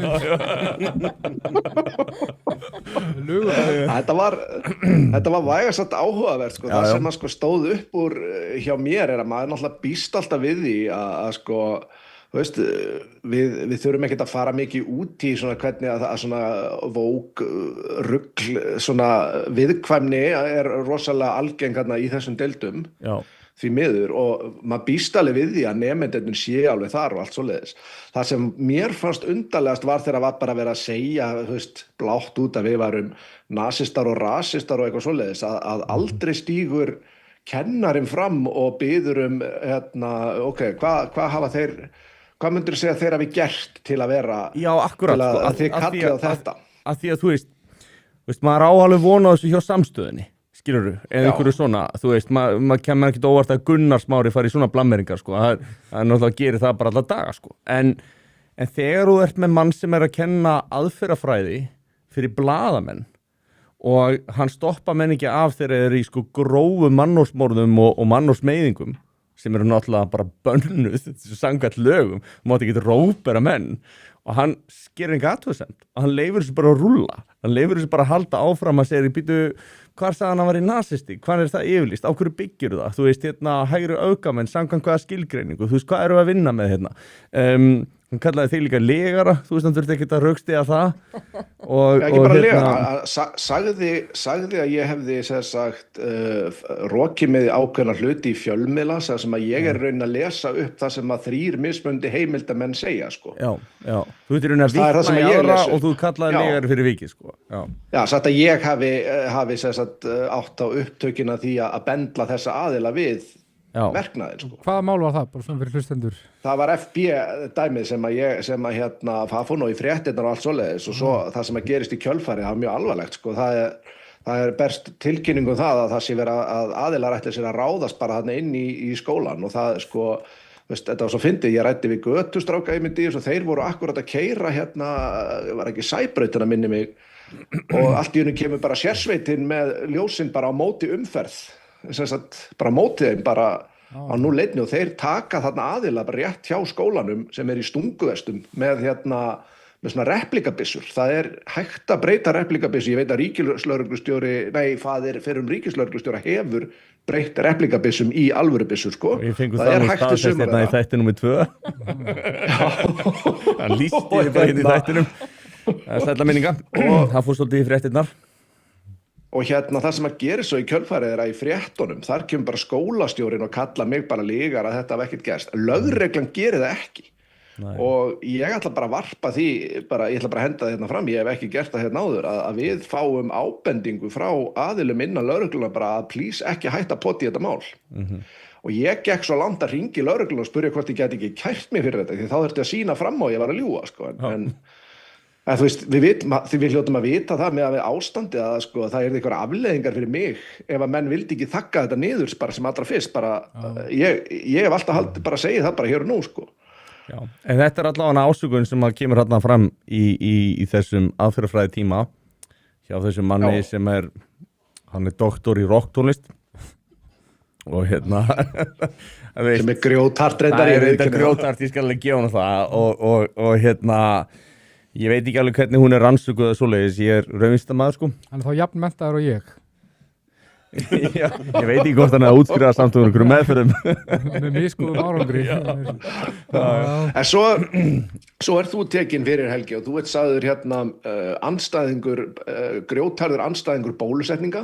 Já, ég er sem sagt ekki andstæðingur bóluefna, hef aldrei lýst því yfir að ég sé andstæðingur bóluefna, ég er bara á þeim stað að mér finnst í rauninu öll lyf, bóluefni eða eitthvað annað sem er ráðlegt að gefa fólki þurfa að fara í gegnum ákveðna vísindalega aðferðafræði og það eru bara staðalar og annað sem fylgt eftir, skilur, þú veist, og fólk sem hefur kynnt sér það veita.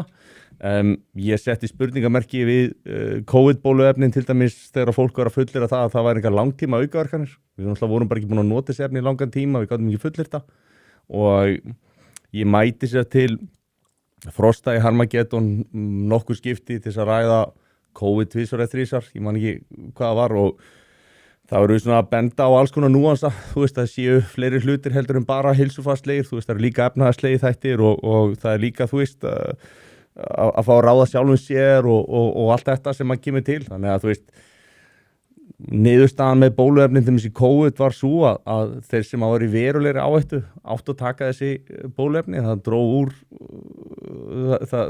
dró úr hérna dánatíðni hjá þeim hópum, en til að mynda ég held þetta með þessi Danmörku og hér og fleiri Norrlöndum að þá er einhverjum gefin þessi bóluefni ef það eru, þú veist, undir 50 eða 60 sko, ekki nema að sé eitthvað að, þannig að þú veist, það er umverulega niðurstaðan, þannig að hérna hann getur nú bara tekið þessa fulleringar sínar og tróðið þeim sko, en hérna svo var hann með eitthvað fleira, já ég hef fullirt að COVID-veiran var í manngerð, ég sagði það aldrei, en við fórum yfir líkindi til þess, við fórum yfir það var kona sem var að vinna við Wuhan veirudeildina í, hérna, já veirudeildin í Wuhan sem hafði verið að breyta þessar SARS-CoV-veirum og hún lýsiði yfir í einni greininni hvernig hún ætlar að breyta sem sagt næstu SARS-CoV-veirungi til þess að sýkja mennskar frumur og hún lýsir í hvar hún ætlar að breyta erfðaefninu á spike-prótíninu sem er mjög sambarlegt við það sem að fannst í SARS-CoV-2 og ég get ekki fullir það að þetta hafi lekið af Wuhan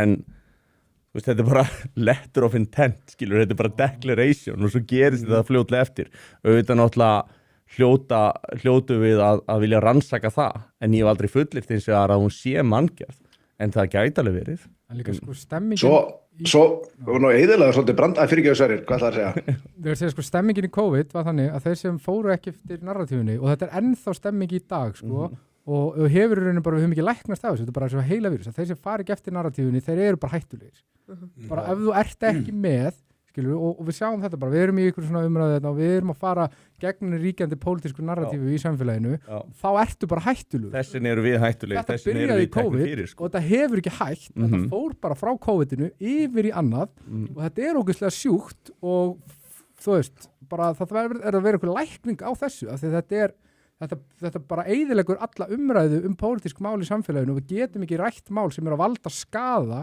í samfélaginu. Við getum ekki komist að sannleikanum heldur ef við erum ekki tilbúin að taka alla hliðar. Og þess vegna er til dæmis aldrei umræðu neitt sem skiptir máli á neinum af fjölmiðlunum. Þeir bara neita að tala og endalausar hálfsagðar fréttir. Skilur, það var einhver frétt einhverja 1000 krakka sem er ekki að mæta í grunnskóla eitthvað svona. Ég þekki alveg inn í fullt af kennurum og við vitum alveg hvað krakkar þetta eru. Við vitum alveg hvað er í gangi. En það er bara svona, já, segjum bara hálfu söguna, skilur. Þetta er bara fjölmenningastefnan, skilur. Þetta er bara partur af því, skilur. Bara krakkar sem mun aldrei fara í grunnskóla og koma svo og vaksa upp úr grassi og verða bara einhverjir glæpamenn, skilur. En það bara, þetta skal ekki vera rætt, skilur. Bara enda þessar hálsaða fréttir og bull og fólk er bara, já, bara ekki vera, þú veist, verður bara þægur, skilur. Ekki... Þetta er farið að minna alveg óþægilega á alræðistjórnirnar sem við sáum hérna koma upp eftir 1930. Þar sem að, þú veist, allir svona óþægilegu sannleikur fyrir flokkin eða svona ríkjandi stjórn eða svona sópað undir teppi og eru alltaf verri og verri refsingar fyrir það.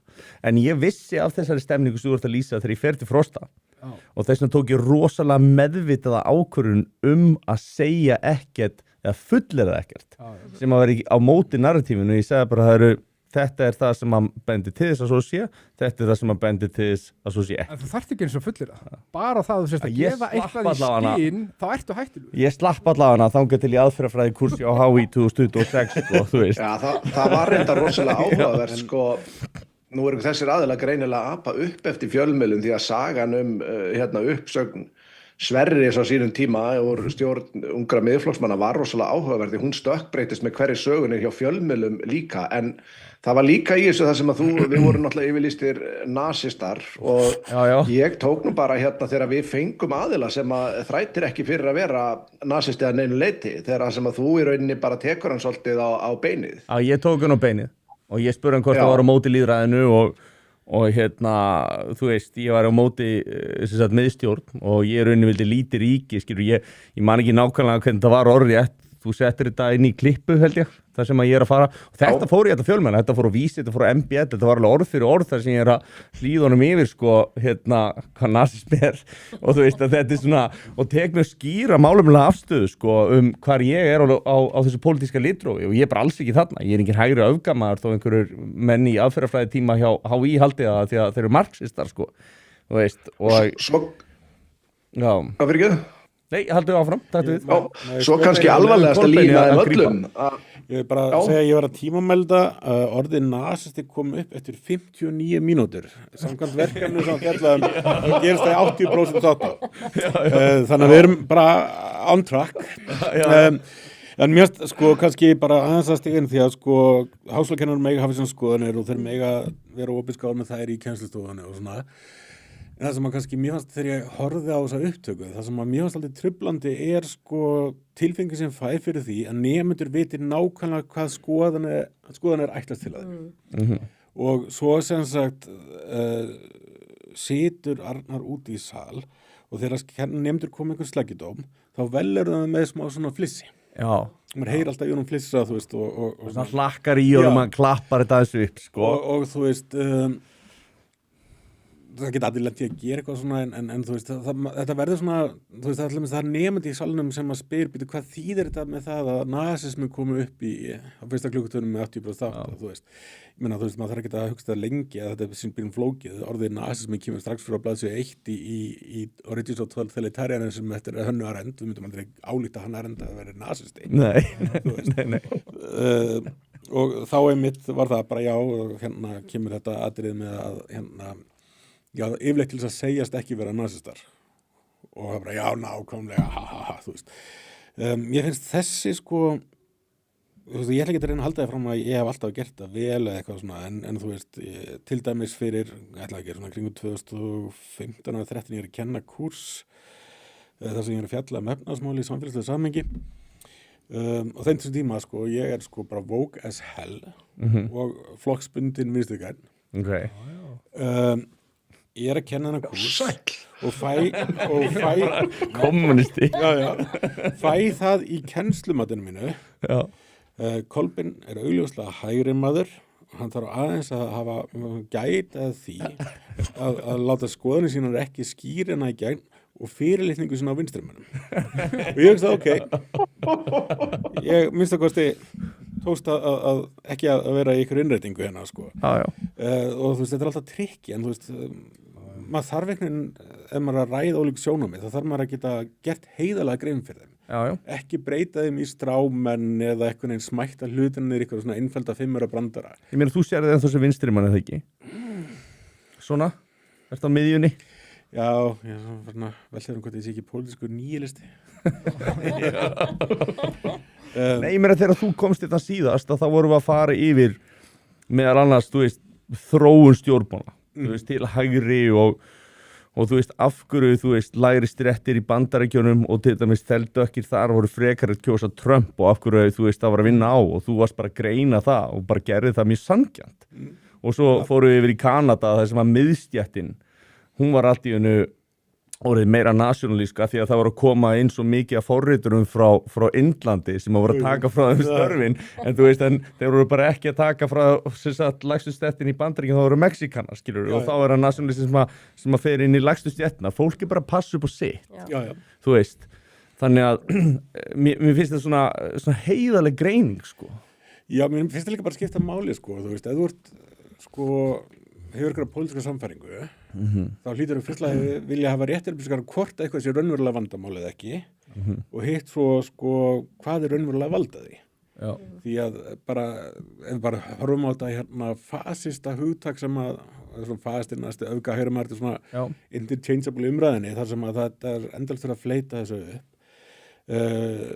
frjálshyggjan hafði þetta daldið eftir hrun sem svona þetta hlutverk nú er hún aldrei farin og þetta komið í staðinn það er hérna sagfræðingur, rithöfundur Tom Holland ekki sá sem leikur Spiderman heldur hérna hann er með hérna podcastið The Rest is History með ég og hann sko setur þetta í samhengi við sko hvernig svona okkurna historyur gennum sögun hafa byrst sem sagt og byrja fyrir aftur til 1100 eitthvað sko þegar trúvilla í kaþólskri trú fyrir allt í hennu verður bara allt í hennu rosa atriði og hvernig hérna þú veist það verður til svona historyur þar sem að fólk að búa til það sér fasistan eða trúvillingin í hverju honni en þú veist það ekkert allt til hann vaðandi fasistum út allt. Nei, og þeir eru farin að nota þetta sko, þú veist, fólki sem að nota þetta með orðið fasismi hefur ekki lesið fasista manifestóið frá Mussolini, það ekki 1912 eða eitthvað, það fyrir að stemma og það greinilega þekkir ekki einhvern veginn stjórnarhætti nasismans átta sig ekki á þetta stórun hluta vinstri stjórnir, þú veist það er náttúrulega deilt það hvort að þú kallir þetta auka hægri, auka vinstri þetta svolítið sambland sko en það sem að kannski samirar kommunistmann, fasismann og nasismann það að það er alræðisvald og það er miðstýring þú veist og svo er verið að kalla frjálslynda sem að vilja í rauninni eins lítið ríki og mögulegt og eins lága skatta og eins lítið ríkisarskiti eins og ég svolítið þar sko og það verið að kalla mig nasista eða fasista þetta er bara svo, þetta er svo ótrúlega langt frá sannleikanum sko. Þú ert náttúrulega svo klassískur, þú ert ekki modern lippi, skilur, þú ert klassíkur lippi algjörlega, bara Hannes Hólmsteinn er lippi ég meina, ég veist, já, þú veist það er svona, já, það er búið að gera það þú veist, það er, þú veist, ég er svona meira kannski Milton Friedman álgun algjörlega en ég meina ég er alveg til í smá svona diet-sósalisma svona ég er alveg til í smá frýtt heilbrigðiskerfi, ég held að þú veist það get ekkert orðið kollvörpun á kerfinu þú veist ég er praktískur en já og að kenna mann við eitthvað svona og svo líka annað sem maður tekur eftir tvennt sem maður nákvæmlega nefna, það er annars vegar að kannski einn aðili sem að fekk mikla umfjöllum fyrst og það var Sverrir og þá var verið að reyna að stimpla hans sem svona hægri aukamann og það er svo bara upp úr þurru sko já, alveg ótrúlegt þetta hafi verið gert já. Kallað rasisti og alls konar þú veist, þú sagði kannski eitthvað en sómala en við skulum láta það líka myndi hluta en það var aðalega menningarlegt að það ekki og svo tók Trump það upp eftir mig því hann hefur að horfa svo tók hann bara, gott að Sverrir var að segja þetta en þá voru sett allir dæmdir út frá því þannig að við erum sett svona sem er svo til hópíkja en svo að því vorum að tala um aðferðafræði og þú veist að segja, já, þú veist, það er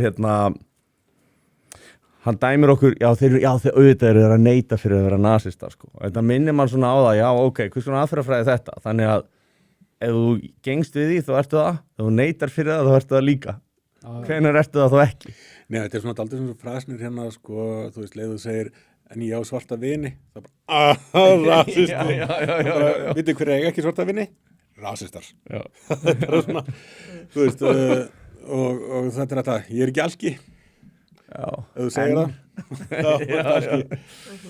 Já, einmitt. Þetta er líka. Það var líka það var farið líka sko sagt að við hefðum logið því og tekinu ölgerðardæmi sem þeir sögust líta hvíta orku mjög alvarlegum augum. Það var logið því að við varum að segjast vera sponsaðir, við varum að ljúga því sko. Já, sem sagt svo, þú veitir hvað við erum að tala að þá sem sagt þá vorum við lágum undir þessum ásökunum að vera hægri öfgamenn og ölgerinn sem er náttúrulega mest vók bara drykkja framleiðandi allra tíma að þeir fara að framleiða sko hvíta orku og við áttuðum okkur á því að þetta var náttúrulega bara white power þegar við erum að vesla þetta í krónunni og þannig að við fórum að velta í fyrir okkur hvort þetta var einhver skilaboð, einhvers konar hundaflauta á hálfu sko ölgerarinnar og við tókum alltaf fram sko að við vorum ekki sponsaðar af ölgerinni sem að kæma okkur á óvart víst að við erum farin að framleiða sko hvíta orku og þannig að það var skrifuð grein þar sem að ölgerinn var sérstaklega að segja að þeir voru ekki að sponsa okkur þráttur við höfum aldrei sagt það sko en það var djókið sko. Og líka pælingin frá upphæði var bara eitthvað miðlarnir verða að pikka þetta upp please, geta þessir hálfvitar á miðlunum please pikka þetta upp þetta var geggja auglýsing frá okkur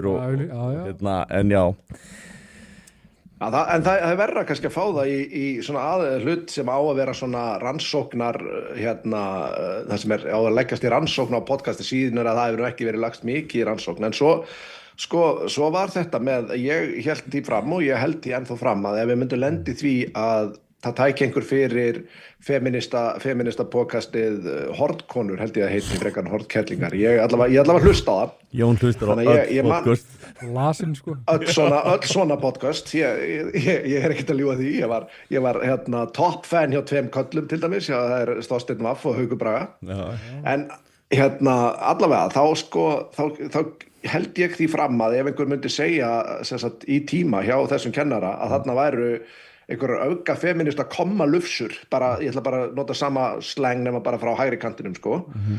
Þá hann myndi spyrja býttu nú við, af hverju eru þetta auka feminista kommalufsur? Það hefði verið sjálfsög spurning. Þetta er stoppað af sko. En svo sá maður líka bara, þú veist þetta, já, þetta eru svona kallakallar og meiri sé að sko auka feministindi sem stóð í pontunni, þau voru alveg bara svona pínu lost sko. Það vissu að þetta var eitthvað slæmt og eitthvað sem það taka undir og þá var svona, byrju, já, kallakallar, já, þú veist hvað það þýr? Nei, ég er svona ekki, þeir fara að veiða saman og eitthvað svona, alveg bara eitthvað hræðilegi hlutir, tala illa konur. Kallákur, hann sagði við varum ekki mikla mannvits. Og þetta var bara svona... Við varum ekki mikla mannvitsbrekkur. Nei, já, við vorum ekki mikla mannvitsbrekkur, sko. Það er hárrétt. En ég veit ekki, það er aðferðafræðin og hvað sko, þú veist, nú hef ég unnið sem kennari hjá reyndar yngri krökkum, en ég veit það alveg eins og þau horfðu á mann, ég hefði getað látið þess að krakka fá hvaða álit sem ef maður hefði bara verið nóg ósvíðin til þess sko. Ég var alveg til í að sjá meðal Grindavíkstöluna hjá þessu fólki þarna sem að var að reyna að kalla aðra ekki svo, þú veist, enga mannvitsbrekkur sko. Þú veist, eins að miða við allavega framkvæmdina þarna í tímanum að þú veist, maður fekk það svona tilfinninguna að þetta voru 13-14 ára gagnfræðiskúra krakkar að reyna að taka saman eitthvað ríkirarefni sko. Þetta var í rauninni þetta var bara hræðilegt að horfa upp á þetta. Mér finnst samt við þurfum aðeins að gefa sko þessum krökkum smá breyk að því að sko standardan þau sem kemur frá nemendum stýrist rosalega mikið af kröfun sem upplifað frá kennarinn. Ég get samþykkt það. Og sem sagt ég átta mig svo sem ekki á því sko hvað eru gömul eða á hvaða námstíð þetta var, en sem þetta sé, þú veist, í fyrsta árs námskeið, þú veist, með einhverja 19 ára krakka sem nýskrifundur framhaldsskóla og þannig einhver kennari sem er svona daldið frægur, þú veist, og daldið töffari, og þú veist, og þú kannski vilt pílundir reyna að höfða til hann, sko. Já, algjörlega. Þannig að þú veist, mér kannski við hefum ekki að dæma þau neitt sérstaklega harkalega, en þú veist, ábyrgðin liggur daldið hjá kennarunum að, sko, svona bæði pota í hluti hjá fólki og líka bara sko reyna að hvetja nemendur til þess að vera gagnrýnir sko. Þess gagnrýn hugsun byrjar á því sko veist, það er svo auðvitað gagnrýnar. Lykilega gagnrýn hugsun er alltaf að spyrja sjálfum spurningar hvað getur fengið mig til að skipta skoðun. Og þú veist ég er með þessa hugmynd, ég held ég veit þetta, hvernig veit ég þetta? Pikkaði bara einhvern veginn upp úr umhverfinu að þetta væri svona eða hef ég eitthvað fyrir mér. Þú veist, þetta er fyrst og snýst að vera gagnrýnin á eigin hugsanir. Þannig að og þú veist, og maður reynir að hvetja nefndi til að lesa hluti sem eru ósammála. Ef þú myndir labbinni á skrifstofum minn og sko bókildina og velja bóka handófi, þú veist, þá getur þú strengt að ákveða það að ég væri allt frá sko sem sagt leninista yfir í frjálshyggjumann yfir í fasista, skilurðu, þegar það er alls konar stöff í hillunum mínum. Og mér finnst oft gagnlegra að lesa hluti sem að sko ég er fyrirfram ósammála og reyna að skilja hvaðan viðkomendur að koma. Jón er mitt mikið þar, þess að hlustar hann öllu í botni. Það er eiginlega eina sem hlusta á. Þú veist, og það eru nú kannski mentaltætið sem að sko menntakerfið þarf aldrei að setja fókus á að innræta nemendum. Að vera gagnrýnin á einn hugsun, leita sér að upplýsingum og það þarf að byrja bara strax í barnaskóla. Já, mér finnst þetta að vera áhyggjuefni af því að þú veist, maður er líka að sjá rannsóknir sem að þú veist eins og í kynjafræðitild og eitthvað svona og maður er bara sko, maður tekur bara andköf sko. Sáuðu klippuna hjá Tóta þar sem hann var að tala um þetta að hann er með held ég eitthvað gráði í stjórnsýslu eða eitthvað stjórnsýslufræði, já og hann sagði svona þú veist hann er hættur að segja fólki skilu af því að hann er svona hálfpartinn skam af því að þetta þessar félagsvísinda deildir eru bara búin að bíða álitssnekki út af þessu að fólk er bara eitthvað svona kemur einhver mannfræðingur skilu og bara þú veist og það er bara ósjála viðbrögð hjá manni og það kemur ekkert upp úr þurru, það er bara það er ástæði fyrir því og er það ekki eitthvað sem að Háskóli Íslands þarf að taka á ef bara fólkið í landinu eða er bara eitthvað svona ákveðin konsensus hjá mjög stórum hópi að gráðurnar þeirra séu eitthvað svona grín. Ég myndi halda að það væri rosalega stórt vandamál ef ég væri með háskóla þá myndi ég segja að það væri mikið vandamál. Fólk bara hætt að taka gráðurnar sem fólk að fá frá háskólanum alvarlega. Það bara hræðilegt. Sko, ég held að háskólanir og fólk sem starfar í háskólanum þurfa að taka trúverleika stofnunna gríðarlega alvarlega. Út af þessu meðal annars. Við erum ennþá á þeim stað að háskólanir í Íslands til að mælast með tölvöld mikið traust. Svolítið getur snúist mér hratt við hins vegar. Og það sem að sko, svona í ídælinu, þá erum við með eitthvað stofnun, þar sem pakkar inn bönns af nördum sem að fá að gera svona sirka það sem þeir vilja. Og dillinu þessi að samfélagið tilbúið að fjármagna þetta á þeim forsendum að það komi meira gott en slæmt út úr því og vissulega sé eitthvað sóun sem á sér staðin balans þá sé þetta betra fyrir samfélagið. Ef að samfélagið fyrir að efast þetta þá eru forsenduna farnar. Ef að samfélagið almennt heldur að það sé bara einhver vitleysingar og pólitískir hugmyndafræðingar að einhvern veginn svona gera ekkert spes að búa til einhver ideológjur, þá fyrir tröstið og þá vaknar spurninguna svo býtu, við erum með þessa biðlista eftir greiningum fyrir börn. Getum við kannski tekið þessa peninga og móta að frekar til að leysa það. Þurfum við að hafa svona deildir og annað slíkt sko. Þannig að það er alltaf sönnabyrða háskólinn. Við búum ekki einhverju fullkonu heimi þar sem við getum bara sett peningið og ekki haft neinar ágæði. Mín áhyggja, mínar áhyggjur, þú veist, ég horfi á Rauminstöðadeildina, ég segi þú veist, það er solid. Ég horfi á verkfræðideildina solid, þú veist, verk og tölvunfræði og veist, ég var í HÍ, sko, og ég svona, þú veist, það er tiltölulega auðvelt að sjá hvernig það getur skilað sér. Viðskiptafræði, hagfræði og svo framvegis, sko. Svo fyrir við í húmanísku deildinar og maður velti fyrir sér hversu margir af þeim sem útskrifast þeim sem sálfræðingar vinna sem sálfræðingar, þú veist, og hjá öllum árgöngum alltaf, þá hefur verið tíska fyrir einhverju námi. Ég var alveg sjálfur þegar ég var að velja með námi, ég var svona, hvað vil ég kalla mig? Þetta var svona, þetta var alveg svona pínu svona, þú veist, læknir eða ætti ég að vera samhættalífræðingur, þetta var að snúast til titrinn, þegar maður var bara, þú veist, ungur og vitlaus og ógeðslega ekkasentrikur. Og því algjörlega sem betur verið svona vaxið på því engin útliststyrkun eða eitthvað svoleiðis í gangi það liggja milli hluta og en svo fer maður að horfa inn á þú veist deildina, svo kynjafræðideildina ég get alveg sagt það bara ef ég mætti ráða, ég myndi bara leggja það niður sko. Ég get ekki séð fyrir mér að þessi deild sé að skila einhverju og þegar ég fór inn á síðan háskóla ég las námskrona það var ekki einn kúrsum kallmenn engin í kynjafræðideild. Þetta hét náttúrulega bara uppalega sko women's studies. Þú veist. Og þú veist, þegar maður fer að skoða þetta og hver að kenna, þá upplifir maður þetta bergmálshellir. Þetta er konur að tala við konur og kallmenn á forsetum sem að henda þeim. Manni finnst þetta að vera svona og þetta er svo partur háskólans sem er kannski tala hvað mest jafnrétti en það er í rauninni minnsta jafnrétti þarna. Það eru fæstir. Þú veist, ég held að þú fáir ekki meiri bæjas neinstar í háskólanum heldur akkurat þarna og mann finnst það bara skrítið. Sko, já, ég fyrir mitt leyti myndi ekki endilega vilja leggja þetta niður, sko, því að ykkur þar gæti verið ykkur hugmynd á sveimið hana. Ykkur ein góð hugmynd. Já, það skilar ykkur frábæri, sko. Kolbeinn er bara fræðma. Já, og þú veist, en þú veist, ég er almennt séð, sko, þú veist, þetta er alltaf unnið rosa mikið frá svona critical theory fórsendum, sko, og ég er bara frekar lítið fyrir critical theory og svona postmodernískar pælingar. Critical theory er ekki rosalega aðferðafræðilega rétt, sko, út frá vísindunum, sko? Nei, og sko, ef það er eitthvað sem er raun og veru, sko, ansnúðu gagnrýni hugsun, þá er það gagnrýnin kenning, af því að þetta er ótrúlega oft, sko, ákveðið pólitískt sjónarhorn sem er bara verið að staðfesta. Gætirðu útskýrt þetta fyrir áhorfendum? Hver er munurinn? Sko, ef við kannski bara byrjum að Við ætlum að fara svo í komment smá þegar hann er búin að útskýra. Endilega. Hvernig sko henni vísta aðferð virkar. Byrjum að þessu. Ótrúlega oft er verið að vinna með eitthvað svona túlkunarfræði. Þetta er meira eiginlegar rannsóknir, meginlegar og það sem gerist er að þú setur upp ákveðin gleru. Það er kynjagleru í þessu. Og svona gleru geta alveg verið snið. Þau geta alveg hjálpar að sjá ákveðin hluti sem þú sæir ekki annars. En þau eru líka hættuleg af því að stundum blindaðu á hluti sem eru þarna og stundum látaðu sjá hluti sem eru ekki þannig í alvörunni. Og svona skemmtilegt dæmi sem að var hérna, ég held ég að tala um það síðast líka, það var eitthvað í Stafblað sem að byrti grein eftir sem sagt aktivista sem sagt það að hvítar írskar konur það hægt að fara í ljósabekki af því að þær væru að stela sem sagt upplifun og raunveruleika kvenna sem að vera með melaninríka húð. Já.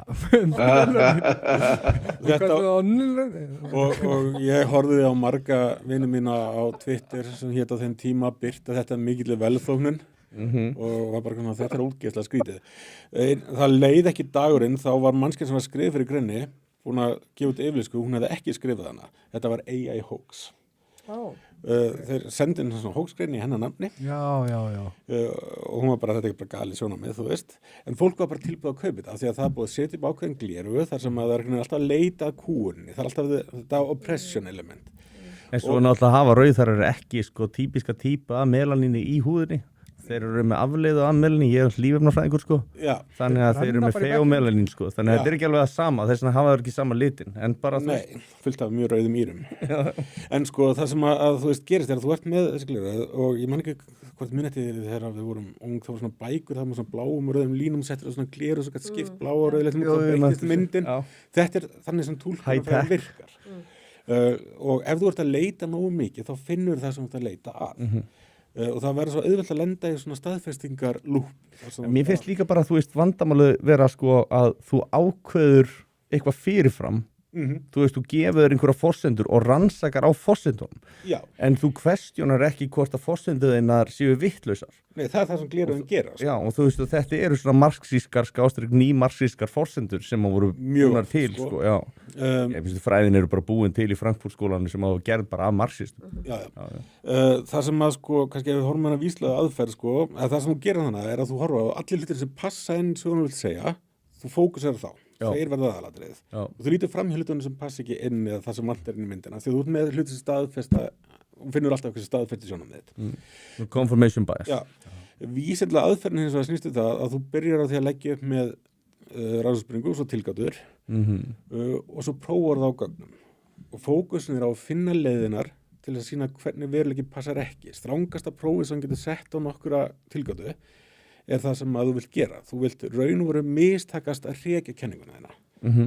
Gera heiðalstu mögulega tilraunina og mistakast þá hefur smá aukna trú á henni.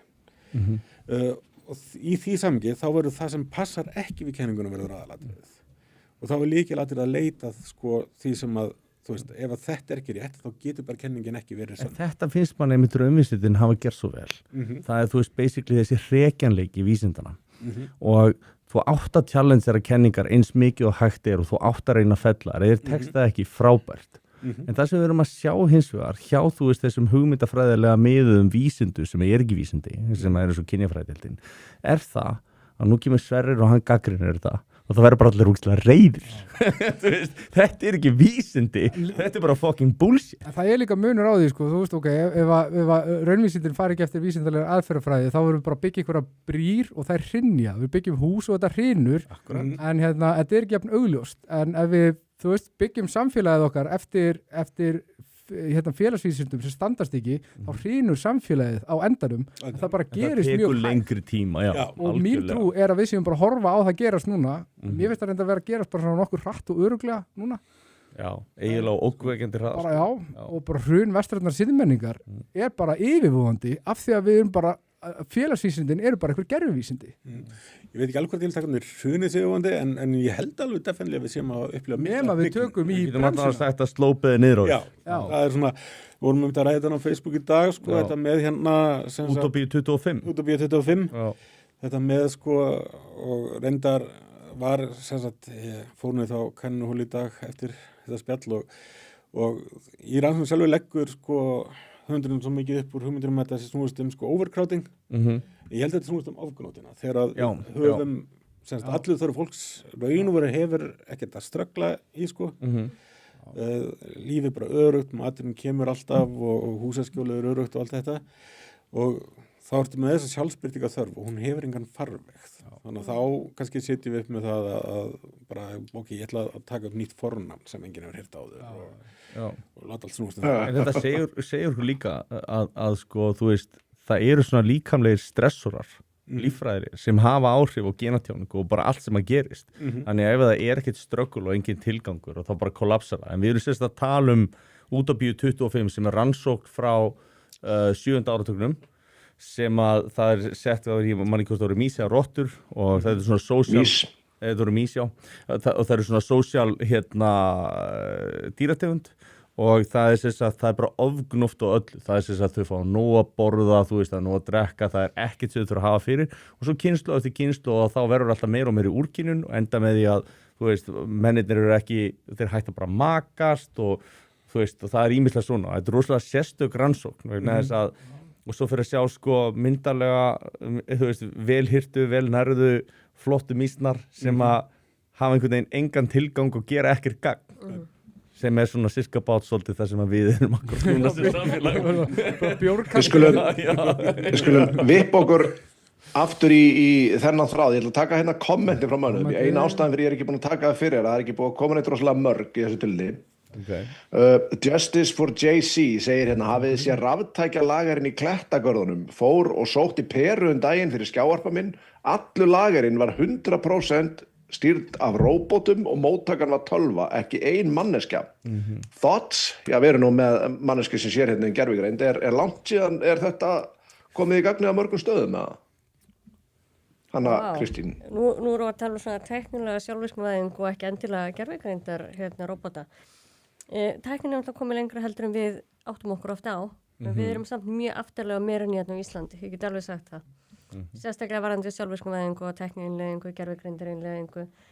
Við sjáum það eins og hjá fyrirtækjum hérna á Íslandi að fjárfesting í tæknilegum innviðum er ótrúlega lítil og fjárfesting í gervigreind á Íslandi hjá fyrirtækjum er ótrúlega lítil samanborið við Bandaríkjunum og Evrópu.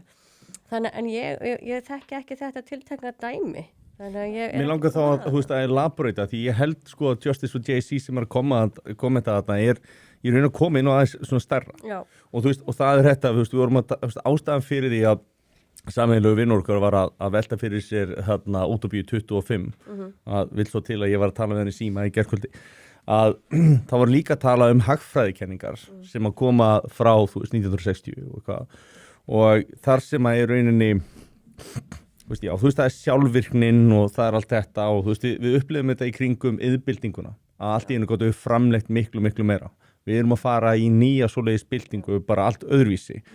Og á þeim tíma var fólk rosalega hrætt við að missa störf, það bara, þú veist, það eru öll störf obsolete og það finnst mér að vera það sem hann er að tala það er engin starfsmenn. Hvert eru við að fara að þróast í þessa átt og hvað gerist? Þú veist, er allt bara, verða bara borgaralaun eins og Pírata voru að tala fyrir 10 árum eða hvað tekum við það? Sko, ef við horfum aftur, ég tók oft fyrir nefndu mína, þegar þau spyrja svipara spurninga. Það tekið dæmi annars vegar frá 1910. Vitið hver voru aðalstörf kvenna á því tímabili í Bandaríkjunum? Ekki þvottakonur? Já, heyrðu, hérna höfum við þvottakonur. Það var að býða eftir að Sverri kemur með vændi, en já. Nei, á því tímabili er það sem störf þvottakvenna í Bandaríkjunum. Og svo hérna, og hvað gerist? Ég meina, jú, störf þvottakvenna leggjast af, en hvað kemur í staðinn? Það kemur þvottavél. Og með þessari iðnbyltingu þarna með þvottavélinni að það eru búin að skapa margfalt fleiri störf sem krefjast hugvits heldur en störfum sem lögðust af. Tökum líka bara Henry Ford og færibandavinnuna. Að við erum að lágmarka áhættu, líkamlega áhættu fyrir fólk sem að vara með þessi við störf færibandavinnunni hjá Henry Ford og það er farið í sjálfvirknivæðingu ferli með bílagerð. Þriðja dæmi að taka sem ég tek mjög oft eru hérna hermenn sem er svona boots on the ground fyrir bandaríska herinn og þá höfðu menn miklar áhyggjur og því það er svo mikið af hérna störfum að leggjast af og við höfum ekki neina hermenn lengur og þetta herinn verður bara obsolete út af þessari tæknivæðingu eins og hann er að tala þarna Justin for JC já. Og hérna nema hvað haldið að hafi gerst til bandaríkja her? Drónar. Við erum að tala hátækni störf fyrir bandaríska herinn, mikla fjölgun starfa hjá bandaríska hernum. Eina sem breytist er að við erum ekki að nota okkur og líkama okkar til að skapa hættu í starfi. Þannig við erum að lágmarka áhættu, við erum að hækka laun og við erum að fjölga störfum. Allt í einu bara fullt af liði sem var að spila PS5 Það allt í hennu komið VR og að drepa lið í Úkraínu bara. Þannig að svona heildrænt séð, þú veist, núna þegar að fólk að tala störf bókara og fólk að segja, þú veist, já, nú munum bara fyrirtækin græða ógeðslega mikið og við erum bara allir þetta atvinnulausa ráfandum og svo vofur á götunum. Ég sé það enga veginn gerast, en ég held hins vegar við munum koma til með að geta nota hugvitið miklu meira heldur en við höfum gert. En fólk búið að skoða, til dæmis eins og ég meina, nú erum við með bara ákveðis tölfræði atvinnuleysi á Íslandi, það er gefið út að Hagstofu. Atvinnuleysi hefur ekki verið að aukast neitt brjálæðislega á Íslandi, hvað er að 4,7 eða eitthvað % cirka, 4,9 og við erum samt búin að vera með umtalsverða sko, þú veist, svona sjálfvirknivæðingu og þú veist, AI að vera alltaf meira og meira sko.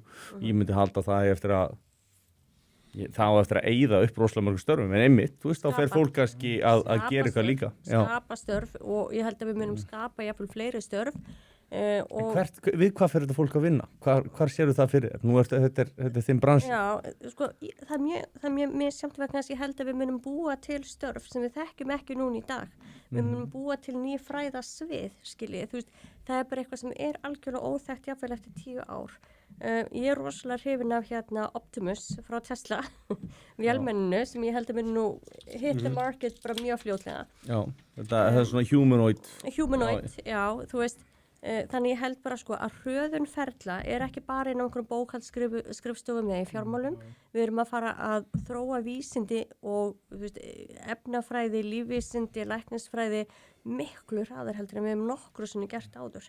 En ég held að þessi hröðun muni skapa rosalega mikið af störfum og krefjast fleiri til að koma inn á þessi svið heldur en við höfum haft áður. Í hvað heldur að þessi humanoids verið notaðir? Heldur að verið bara heima að elda og sitja í þvottavél og gera alls konar eða þú veist? Það er ákveðin iðnaður sem verist alltaf fyrstur að nýta sér tækni. Ég ætla að segja að það er ákveðin iðnaður sem verist alltaf fyrstur að nýta sér tækni nýjungar sko. Já. Ég ætla að reyna að halda þessu dönnuðu sko. Við erum fagleg. Það er Justice for JC greiti fyrir annað komment og hann segir það sem gleymist er að fólk verður að finna fyrir tilgangi í starfi. Við verðum að finna fyrir árangri, ekki bara made up störf. Mér finnst það bara mjög gott komment. En mér finnst áhugavert Hanna, nú veit ég mikið svona sem að ég fæ second hand knowledge vegna þess að sonur minn vinnur ellendis við að forrita í gervigreind, hann dúksaði HR í hitti fyrra, svo ég monti með aðeins, föðubetrungur í tölvuna starffræði og hann var meira að boðin eitthvað styrkur til að fara í Oxford og eitthvað svoleiðis, en hann vinnur við að forrita, hann er aðilinn hjá hollensku fyrirtæki og þar eru þeir að byrja að byggja hús með þessu. Það er rosalega áhugavert. Já. Bara með gervigreindinni. Mér finnst nefnilega þessi kannski tvennsæður að fatta aldrei í huga, sko. Við látum píldi eins og við séum að fyrsta sinni söguna standa fram fyrir því að störf verður úreld. Já. En ef við skoðum bara vinnumarkaðan eins og hann er í dag, eins og hann var fyrir 100 árum, grundvallar breytingar átt sér stað. Þetta er allt annað vinnumarkað, það er allt annað samfélag. Þannig að það er eitt, sko, og svo er það hitt og einhvern tímann á 10. áratugnum í Suðurtald, þá var held ég að Tyler Cowen, bandaríski hagfræðingurinn, hann með bók þar sem að hann var að reyna að færa rauk fyrir því að sko árangur einstaklega í framtíðinni snerist það að geta unnið með gervigreind og þetta er löngu áður en að gervigreindar byltingin raunveru fyrir á fullt sko. Og þetta hljóma að þeim tíma aldrei eins og hann hefði bara hann gengur allar út frá dæmum sko tölvuskák og þetta hljóma aldrei eins og hann hefði einhvern veginn mist sig í einhvern tölvuskákpælingum þannig að breytt því í stóra samfélagskenningu en ég held að vera samfæra að þetta sé algjörlega málið. Því að sko bara við hugsaum sko gervigreind bara svo tæki einhvern tímann sko á 8. og 9. áratugnum verða hraða framfarir í tölvutækninni og það verður til forrit til að greina tölfræðigögn og sem sagt í staðinn fyrir að menn þurfa að vera með svona stór svona alvöru pappír spreadsheet og handreiknað annarskotan sem að tók langan tíma þá er hægt að keyra hlutina ábúðslega hratt þú þarft eftir sem áður að skilja hvað þetta að gera og gervigreindin raunveru virka bara eins ef þú veist hvað þetta að gera þá erum frábært hjálpartæki sem getur stytt leiðina rosalega vel ef þú veist ekki hvað þetta að gera þá ertu að fara lent í vandræðum og saman þetta þýðir að það er að auka sko prótíð, þetta að færa mannlega þekkingu upp á næsta stig það er búið að létta okkur enn einu svona grunnverkefninu. Og það getur skapað, eins og segir, svona þess að massífur hröðun á framleiðslu þekkingu í verkfræði, í hjúpanageranum, í læknisfræði, bara á öllum sviðum, sko. Þannig að ég getur rosalega, það verða hópar sem að munu lendi því að verða úreldi. Við erum að frekar jákvæða á þetta. En ég meina að við hljótum þá að vera, eins og ég sé þetta, við erum að fara að framleiða meira og öllum tímabilum mannkynssögunar þar sem að við erum byrjað að framleiða miklu meira, það eru að búa til meiri verðmæti og þá erum við að búa til meiri lífsgæði. Þannig að erum við að fara að stefna inn í tímabil þar sem að við erum að fara að sjá alveg verulega aukin lífsgæði. Erfitt að segja, það er náttúrulega aðrir hlutir sem eru hreyfast í umhverfinu, eins og alþjóðastjórnmálin og annað slíkt, sko. Ég held að við hefum aldrei verið nálagt þriðji heimsstyrjöldinu og akkurat núna, sko, þannig að það er svona pínu, gæti sett smá... Við erum alveg frekar nálagtinni. Ertu langaður að taka smá geopolitical greiningu á þriðju heimsstyrjöldina? Af hverju tilur þessi mikla líkur? Rennum yfir kommentur og ég tökum svo smá greiningu. Það er ekki það mörg nefnilega. Það kemur Páll Heimir segir án þess að vilja alhæfa, þá gerist þetta stundum að meðal nýrra yfirmanna endurspegla mikið óöryggi gagnvart þeim sem fyrir er á vinnustaðnum. Þekkist mjög víða, þetta er í sambandi við Bifrastarmálið áðan. Vari Fótur segir ChatGPT virkar mun betur í strict logic mode, hættir að vera járnaður þannig, hann var að svara Sverri. Svo segir Justice for JC, okkar maður, hversu oft finnið þið ykkur farin að rífast við gervigrindina til að fatta þegar að tala við dauðan hlut, er ég einn um það? Grínlösu, ég var bara í hálfviti. Sko, mér finnst það vera góð æfing í að færa rök fyrir málisinu, að sannfæra gervigrindina. Ég er allavega þar, mér finnst öll æfing það sem fólk sem að er inniheldur eitthvað annað heldur en að öskra á skjáinn eða hvert annað að ræða við eitthvað svona og bara æfa sig að færa rök fyrir málisinu. Mér finnst það bara ótrúlega vanmetið í dag. Og líka þetta smjaður, þetta endar þess að smjaður, sko, maður er bara snillingur og næstir Napoleon og ég veit ekki hvað og hvað, sko, bara, ég er ekki að sækjast í þetta, sko, ég er ekki þetta brotin að ég þurfi að fá eitthvað rós frá ChatGPT, sko, kannski einhvern tímann. Og svo segir hann, hvað þarf vinnumarkaður í langa tíma til að aðlaga sig að gervigreind, ég óttast að vera að brúa bilið með tilgangslösum millistjórnendum eða eitthvað slíkt. Hvað heldur þú um það? Ef við fáum að pick your brain með það, hvað þarf vinnumarkaður í langa tíma til að aðlaga sig að gervigreind? Sko, þegar þetta kemur á marka 22-23 þá voru menn, sko, fyrirsagnirnar eru crazy. Ég myndi að byrja núna námskeið í næstu viku í gervigreindinni og ég er að taka fyrirsagnirnar sem komi þá. Að þetta var svo mikið hæp að ég man að, sko, fréttaflutningur að ég held að hafi verið fjórðungur alls fréttaflutnings í Bandaríkjunum hafi verið ChatGPT á þessum tíma og OpenAI. Þetta var svo mikið hæp og menn voru bara, ok, ef að leggjast í gröfina núna eða morgun, þetta er bara búið spil. Og menn sáu fyrir sér rosalega miklu umbyltingu sem hefur ekki orðið raunin. Ég meina, þið sjáu að það eru 3 ár liðin frá því að þetta var og ég meina, hversu mikið hefur starf þitt breyst, Kolbeinn? Mjög lítið. Mjög lítið. Og ég held að við getum sagt sérstaklega í Íslandi að störfin hafa ekki breyst það mikið. Við erum að sjá tækni sem hjálpar mikið til með innleiðinguna, en innleiðingin mun alltaf taka miklu lengri tíma heldur en við höldum. Ég meina, sjáu þið bara aldamótin með, .com bubble, að það voru menn bara, það verður bara fljúgandi drónar hérna morgun og ég fæ pizza sendi ykkur heim bara eftir korter, sem það var alls ekki raunin þá. Og það tók, sko, ég veit ekki hvað mörg ár fyrir fyrstu fljúgandi pizzun að koma og sendast með dróna frá Amazon í Bandaríkjunum. Það er meir en áratugir sem liðu þarna á milli. Þannig að ég held að þetta muni taka tíma og innleiðingin, einhverju millistjórnendur, ég held nú ekki, ég held að það séu meira bara forrit sem muni hjálpa okkur til með þetta. Við erum að horfa á það að það þarf að innleiða hérna í gegnum reglugerð Evrópulöggjöfina AI Act. Við erum eftir að fá það kerfisbundið, þannig mér finnst meira vanta, sko, lagalögu ferlana og persónuverndarlöggjöfina styrkja hana. Þannig ég held við sé meira að hugsa sko, hjá hennu opinbera, hvernig getum við stutt innviðana áður en fyrirtækin geta byrjað innlega þetta. En ég, þetta er bara svo ekki áhyggjefni hjá mér. Ég er ekki þar. Þetta er ekki svona sprengja. Hann Peter Norvig sem var nú framkvæmdastjóri rannsókna og einn af stofnundum Google, hann hefur mikið verið að tala þetta og hann segir sko, þetta gerist, þetta bara eins og að sjóða frosk, skiljið, þetta mun taka tíma og við munum alltaf, held ég, aðlagast jafnóðum. Þetta ekki eina af þeim tæknibreitingum sem að mun gera okkur eitthvað, eða skilur, ekki að þannig að það komi bara skyndilega, við munum taka tíma í þetta. En það svara spurningum. Ég held það. Ég held ég sé að fara líka með rétt mála að AHA hafi verið fyrstir í Evrópu ef ekki hreinlega í heiminum til að vera með algjörlega sjálfvirkar drónasendingar, heimsendingar á mat, en það var bara 1 kilometers radíus. Já. Og þetta komst ekki einu sinni í fréttirnar á Íslandi. Þetta var bara í erlendum fréttum. Mér finnst það áhugavert. Við erum komin í fljúgandi pítsu. Já, það er bara þannig. Kína eru byrjaðar á fljúgandi leigubílum. Þeir eru komnið þangað. Verða þá allir Volt-sendarnir mínir atvinnuleysir, vinir mínir hjá Volt. Já, þínir menn. Þeir verða með mér hjá Vinnumálastofnun.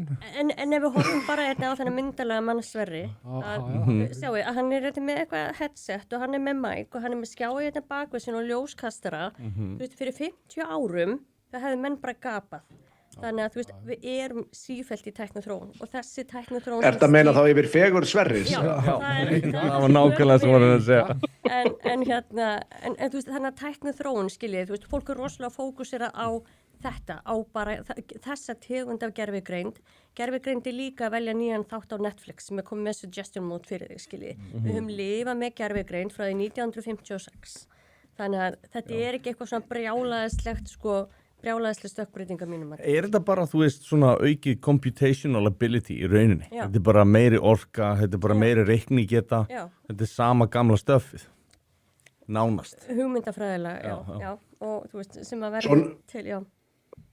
Sonur minn tala mikið að hann notar þetta gífilega mikið til þess að stytta sér leið bara með því að biðja hann að búa til kóða svona handavinnuna sem fylgir því, en á sama tíma þá er það mikið að hann þurfa að geta lesið hann almennilega til þess að geta treyst þessi því að það er mikið af svona oft villum og öðru sem hann er ekki að biðja Hann þarf að geta að gefa mér nákvæma skipanir. Er þetta nokkurn veginn rétt lesið hjá mér eða? Já, einmitt. En það er líka bara eins og Kolbeinn var að segja áðan, að gervigreindin endurspeglar okkar eigin vitsmuni og hversu mikið vitsmunlegt kemur frá gervigreindinni byggjur okkar eigin vitsmunum vegna þess að okkar vitsmunir með gagna inntækið sem við notast við. Þannig að það er bara shit in, shit out. Já. Það hefur það Sverri minn. Ég nota þetta Þess vegna varstu svona reiður. Já, bara brjálaður. Mér finnst hún hafi verið gagnleg í einhverju svona self-reflection tilgangi. Svona eitthvað sem að sálfræðingur hefði mögulega gert til þess að en þá verður maður að passa að maður sé ekki bara sækja einhver hrós, bara segja mér að fyrir menn svona sem fara bara á self-destruct mode ef það ekki í lagi, það var bara mjög gagnlegt að skoða skoða af hverju er ég að hegða mér eins og ég gerir, skoða að þú getur verið heiðalegur og það er auðveldur að vera heiðalegur bara við gervigreindina heldur en sálfræðing, skilur, af því að það er bara mann, þú ert alltaf með eitthvað svona, ég er bara að skoða eitthvað skonar hegðunarmynstur hjá sjálfum mér, ég veit, og hvað veldur, skilur, hver geti verið rótin af þessu og Þú getur líka fengið hana, þegar þú ert búin að lýsa einhverju ástandi, þú getur beðið hann að spurja þig analytískar spurninga til þess að bæta við, það sem hún hefur og þá kemst hún ennþá betri niðurstöðu. Algjörlega, og maður getur fengið líka bara svona mismunandi skóla baka, skilur, þú veist, í ykkur freudinskum pælingum eða whatever, skilur, hvað liggur að baki, af hverju hegða ég mér eins og ég geri og mér finnst það súper áhugavert að hafa farið og skoðað það, nota það, gagnast mér ágætlega. Já, ég hef notað þetta svona til þess að greina ýmislegt allt frá blóðpröfum út í þú veist, ýmislegt annað og og þú veist, og maður fær svona, maður horfir yfir þetta og oft á tíðum þá sér maður að hún dregur rangar ályktanir og maður þarf einmitt að vita eitthvað svona þetta hinsegin og ef þú veist að þá færðu og svo getur þú fengið alveg holskeplu upplýsingur sem eru nýtilegar en þú þarft einmitt eins og þú varst að lýsa og þú þarft að kunna eitthvað ákveðið og að kafa djúpt í efni. Ég nota hana mikið til þess að gera kóða fyrir tölfræðigreiningaforrit og hann er aldrei alveg réttur, ég þarf að lesa hann alltaf genn og laga hann en þetta spara mér samt alveg 2-3 klukkutíma af kóðunarvinnu þetta er samt fljótlegra Mér skilst að Claude sé farið að láta klót, þess að Anthropic fyrirtæki smáklót, ég held að sé yfir 90% af vinnunni bara framkvæmt af gervigreindinni sjálfri, sko, forritunarvinninni. Mér finnst það magna. Hvað eru þið að nota? Ég er bara með ChatGPT. Þú ert með 20 dólar, já. Bara tjata hann, mér er bara frí. Ertu líka þar? Ég er náttúrulega nörd á heimsmælikvarða, sko. Ég er með $100 aðgangin eða hvað var 200 eða eitthvað á hérna GPT, sko. Ég er með prófa aðgang á Claude, ég var með Perplexity, ég er líka með Gemini og við svona hef farið á milli. Ég var líka komið með svona API access, sko. En ég er bara ekki nú mikið Helgi basically ástæðan fyrir okkur vanda spons á þættina, sko. Það gerðið notkurnars. En hérna, og svo finnst mér áhugavert að sjá hvernig, þú veist, henni fleiti fram og það er svona mismunandi útgáfur sem eru góðar fyrir mismunandi hluti og mér finnst það í rauninni, mér finnst það að minni munur á þeim núna heldur en var kannski fyrir ári síðan. Mér finnst það að vera svona pínu svona, þú veist, að nálgast ykkur svona singularity. Mér finnst Gemini hafa bæst alveg gífulega, þú veist, það er stór contest window, Claude líka, ChatGPT og fyrir ári síðan þá voru komin svo ótrúlega margar undirtýpur, þú veist, þetta gera þetta, það voru svo margar sérhæfingar. Núna er þetta bara svona komið eiginlega í, hvað, eins og GPT er í 5,2 og það bara svona velur svolítið fyrir þig. En það eru sem sagt, þegar þú ert með, hvað heitir það, hérna, API, þar sem að þú getur forritað og búið til þitt eigið system prompt og svona, þá eru menn svona, þú veist, áður en að allt kom inn í desktop-versionið og þá gastu fengið hana til þess að muna og þú gast tala við hana og þú gast gert alls konar hluti sem voru ekki komnir inn. Ég veit ekki nákvæmlega með, ég á náttúrulega félaga sem eru alveg svona supernördar, eins og þeimins Jói Haukur sem hefur komið hérna, mikið svona AI-gæi og kent mér margt, sko, Hákon félagi mér líka. Ég læri helling af þeim, sko, og þeir koma kannski og bæta alls konar drastli við, sko, desktop appi hjá mér og allt í einu getur hún, þú veist, með extended thinking og sequential thinking og svona hitt og þetta og mér finnst það muna rosalega miklu, sko. Já, þannig að það er... Ég ætla rétt að klára hérna, að fyrirgeðu Helgi, ég held að vera búinn. Nei, ég er búinn. Ég ætla rétt að klára bara hérna kommentin áður en mér langar að fara í það sem við vorum að ræða áðan og það er hérna, Jóhann einmitt segir hérna, aðfarafræði, það var það sem við vorum að ræða þarna áðan með okkur. Aðferðafræði, já. Aðfarafræði, farafræði, það sést, aðför að okkur. Eldur segir, ég fekk einn flashback í 10. bekk þegar ég sá þetta myndband og Eldur segir svo ég myndi ekki ráða manneski í vinnu og væri með kynjafræðigráðu of riski og mikið vesen. Þetta er bara miklu líkur á leiðindum á vinnustað, skilur við. Svona, þú veist, þú ert ekki bara að grínast í kringum hann, þú þurfa allir að tippa á tánum, þetta er svona, þú ert að bjóða upp á vonda og leiðilega orku og þú veist, það er bara fullt af tíma með vinnufélögur, það er bara ömurlegt að vinna með einhverju sem er leiðilegur. Þú segðu satt, myndir þú ráða einhvern með grænt hár? Nei, ég myndi forðast það ef ég gæti. Bara 100%. Já. Og þú veist, nú ætla ég að fara að segja eitthvað sem ég ætla ekki að segja. Já, nei, ég hóttu með hann, veist þú vil segja, láttu það flakka. Jæja, herðu, þá segir, hérna heldur líka Helgi með þetta leggja niður kynjafræðidildina, þetta er sértrúasöfnuð sem á að finna sér allt annar vettvang en akademíuna. Svo fáum við hérna skemmtilegi viðmælendur og svo bara já, geggjaður þáttur, bæði vei, fáðu bæði aftur. Ding Dong Ba segir ég vil ekki gervigreind, það er auðvitað hætt á aukningu gervistarfa eins og kynjafræðinga eða mannauðsstjóra. Hversu margar bíómyndir þarf maður að sjá að AGI endar aldrei vel. Ég endaði með því að nota strict logic mode, þá fór þessi bias fyrir positive spin og gera álagtinnar meiningum hans og það fyrir beint í að spurja spurningar sem er mjög gagnlegt til sjálfskoðunar. Hvað er það, segir þú? Strict logic mode, ég var einmitt að leita þess í dag, ég fann ekki, en þá veit ég hvað ég á að skrifa, þá fyrir við strict logic mode. Það fyrir ekki. Er kynjafræðideildin, er þetta ekki bara dagvistun fyrir fullorðin börn í rauninni? Þú veist, þetta er fólk sem meikar ekki veruleikann, skilur við, meik ekki að hérna, eitthvað segi eitthvað, skilur við, það er alltaf að vera safe space og má ekki vera eitthvað svona orðræða og eitthvað svona, þú veist, þetta er bara í alvörunni bara eitthvað svona daycare program í gangi þetta. Sko ég, finnst þú skulle segja þetta, ég veit að þú ert í söfnuðu og svona sko, en ég hugsaði með mér á tímabili sko, kannski var ég svolítið hrókafellri, ég ætla ekki að útiloka það, en þá fór ég að hugsa með mér að trúalegi söfnuður væri oft svona, þú veist, bara ágæti staður fyrir að geima geðið fólk sem að, þú veist, mitt, sko, jú, þú veist, það var allavega að gera gott fyrir eitthvað heldur en slæmt, sko. Ég er partur af kristum söfnuði sem margir segja að sé mjög róttækur og allt það, sko, en hann er ekki nærru því að dogmatískur og þetta liðið Nei, það er nefnilega, maður hefur áhyggjur af því.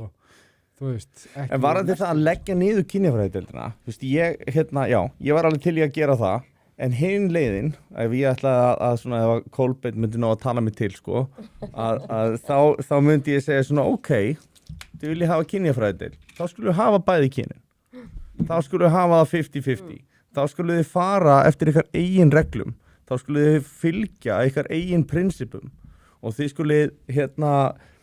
skulum hafa jafnmarga kúrsaðan kalla á þessu og hafa konur, þið skulum rannsaka kallmenn og ekki með bías og þið skulum hafa kallmenn að rannsaka það en ekki þið sjálfar í ykkar bergmálseldi virðið þið svolítið aðferðafræðina sem þið eru að reyna að setja, þú veist, hafið þið raunverulegt jafnrétti ástæðan fyrir að ég fyrirlítið þessa deild og ég ætla bara að segja að ég bara fyrirlítana algjörlega fyrirlítana, það er út af því að þau eru ekki heiðarleg með að fylgja hugmyndafræðinni og aðferðafræðinni sem þið þykjast vara eftir þið þykjast vera jafnréttissinnar, þau eru það ekki þetta er bara einhvern svona karlhatur stofnun og köfnum þú veist, við sáum það í tímanum að það, þú veist, sem að við erum að tala sem er náttúrulega bara svona stikkpröfa anekdótal, að það er bara svona getum við talað illa kallmenn, þú veist, og það var eiginlega svona bara leita sér að einhverjum ástæðum og þú veist, ef að kallmenn myndu standa upp á púlti og var að níða niður, þetta er svona konur og fara, þú veist, drull eitthvað yfir þær skilur, þú veist, það er allt vitlaust. Svo ketlingar. Já, þú veist, og það er alveg og það er kannski bara alveg full ástæða til þess, skilur við. En við erum líka með Þorstein Vaff, ekki að gleyma því. Hann er náttúrulega með comeback. Var hann ekki að okkar maður. Jú. Hann var Elsku kallinn, sko.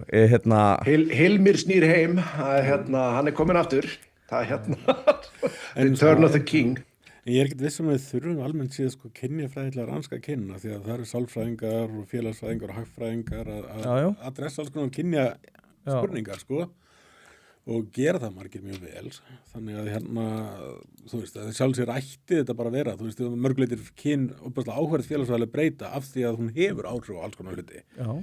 Þú getur gert það bara á ótrúlega empirískan hátt, þú veist, bara með jafnvel frekar einföldur rational choice kenningum og samt komu upplýsingar sem eru gagnlegar sem hjálpa þær í stefnumótun og annað slíkt.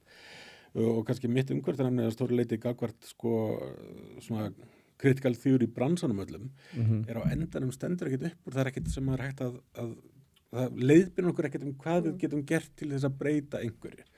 Nei. Bara þessi hugmyndu, núna þurfum allir að fara að huga forréttindunum sínum og hvað.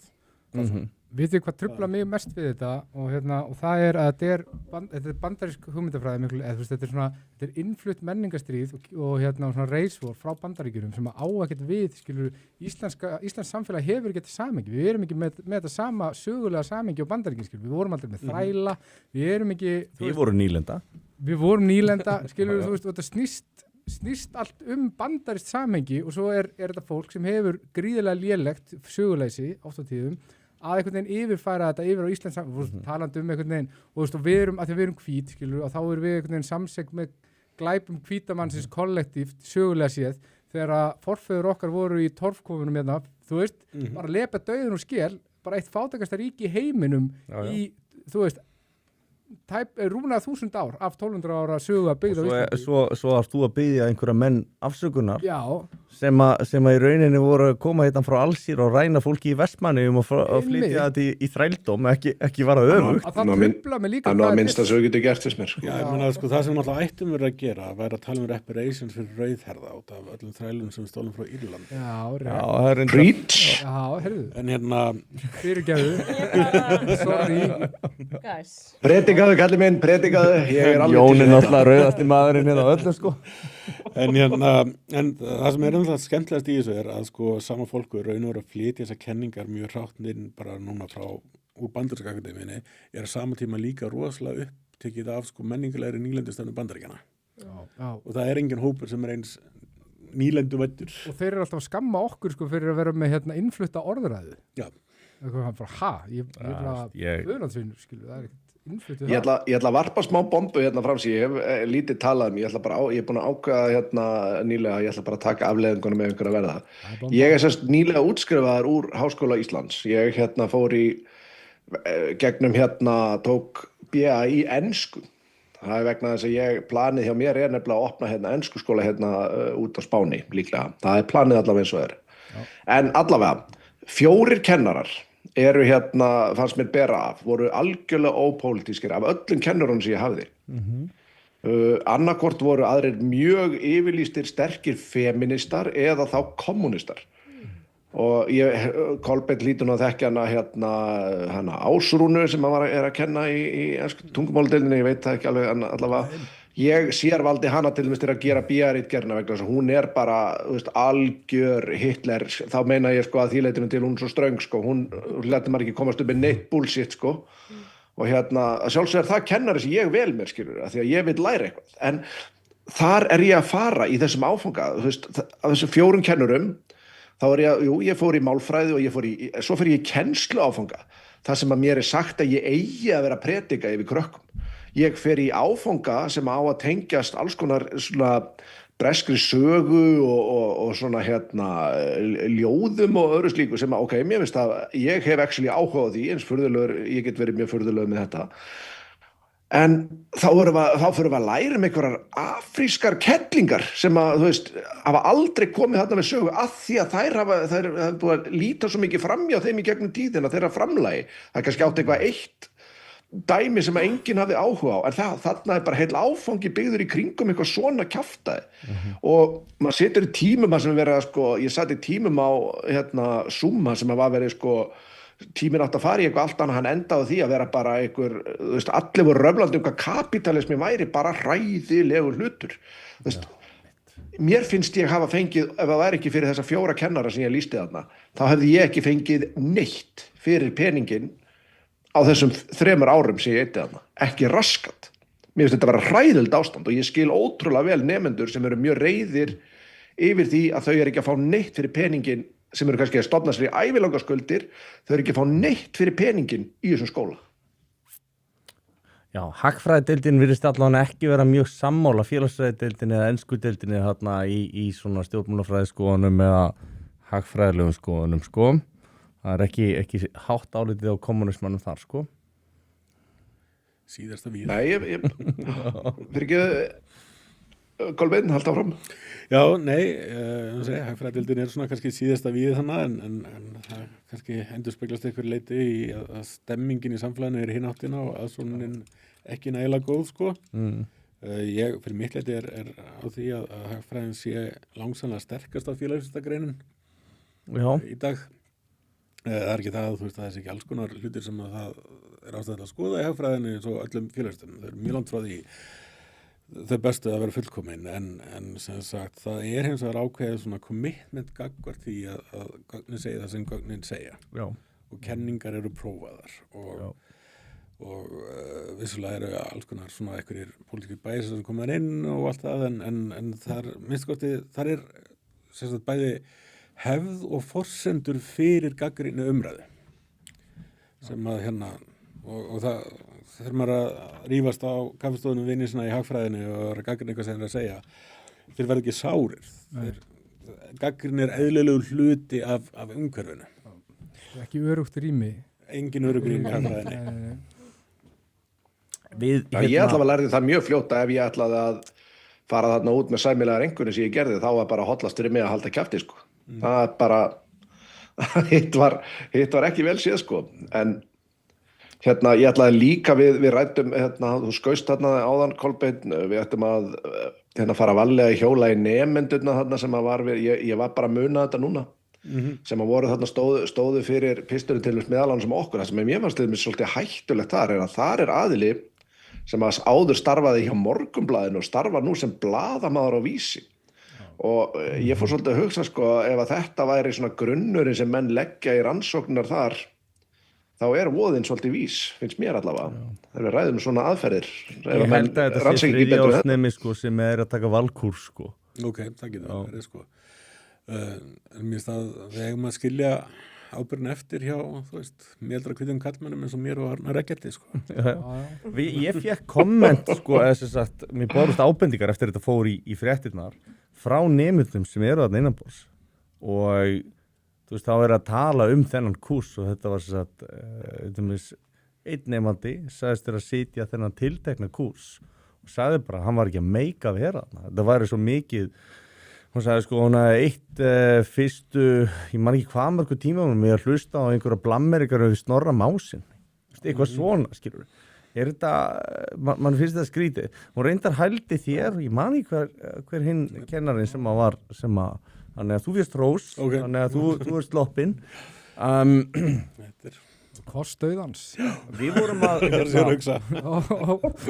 þegar ég bauður að koma í viðtal þá tókum við svona smá spjall og þú myndist á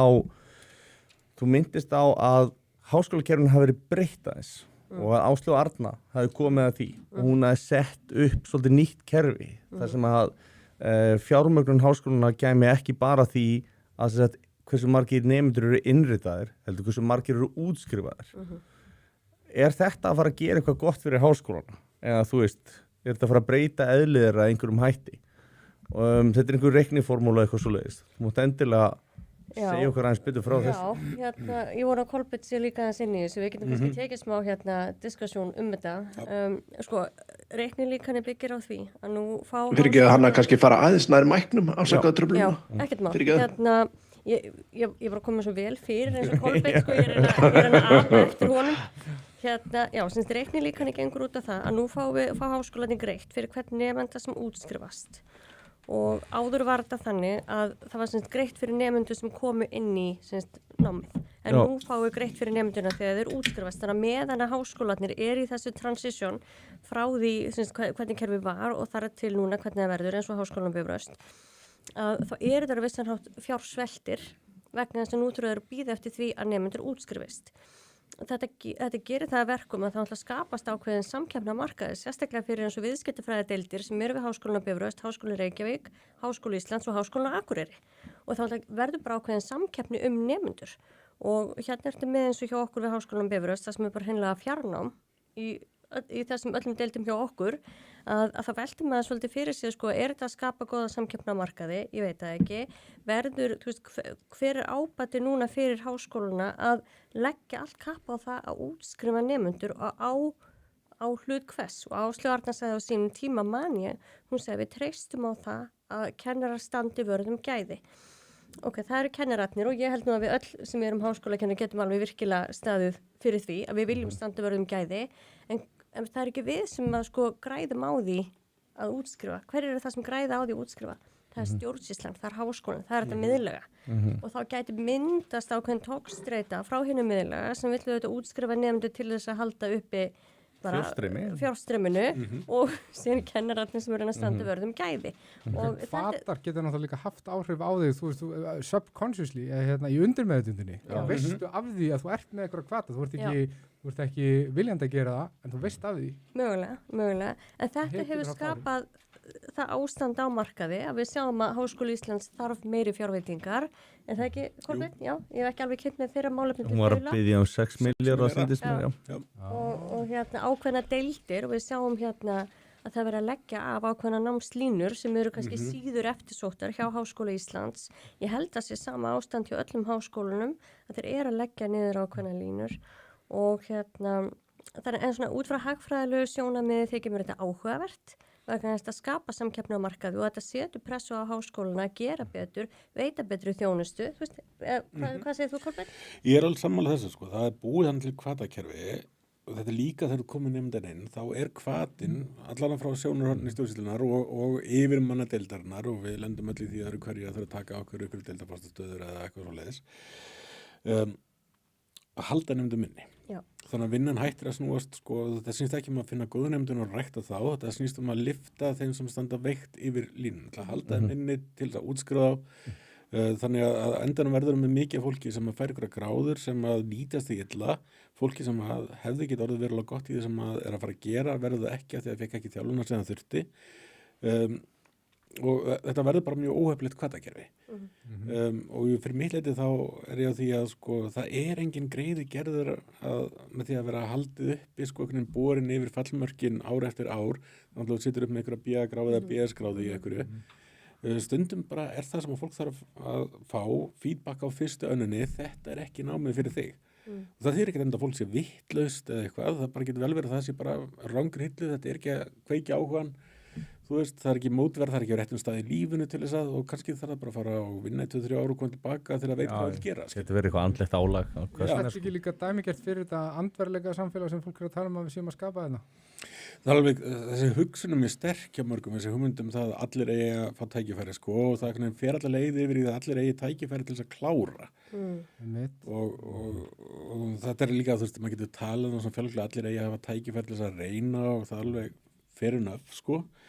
En vandamáli ef allt og margir að reyna, þá skapar það aukið álag á kennarana sem kemur niður á geðunum í heilsinni. Sko. Þá þetta fólk líka ekki að taka kannski önnur tækifæri sem að hendar þeim eflaust betur, þar sem að styrkleikar þeirra fá að njóta sín. Nákvæmlega. Í staðan fyrir þá ertu bara í einhverju meðalmennsku og festist bara í henni.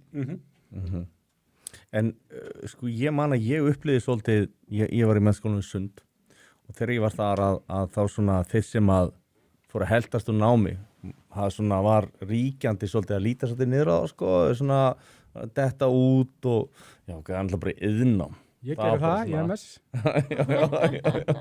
Þú fórst í iðnám með það? Nei, ég fór bara einbetið mér að drykju og... Já, þú útskrifaðist þaðan? Nei.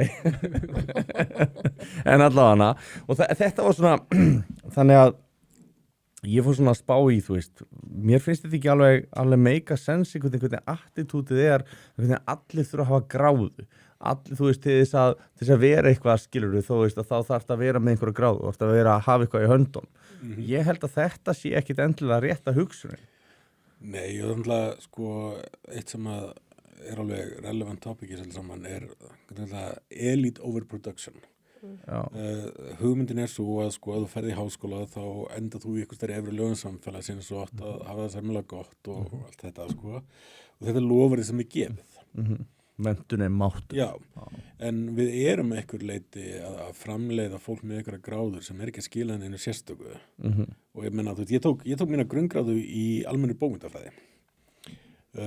Ég viss alveg að ég myndi aldrei lifa af sem bókmyndafræðingur skilur, en þetta var bara skemmtileg leið til að ná sér B-gráðu og svo ætlaði að gera eitthvað annað. En ég meina, fullt af fólki getur valið eitthvað svona bara af því að þið langar að gera það.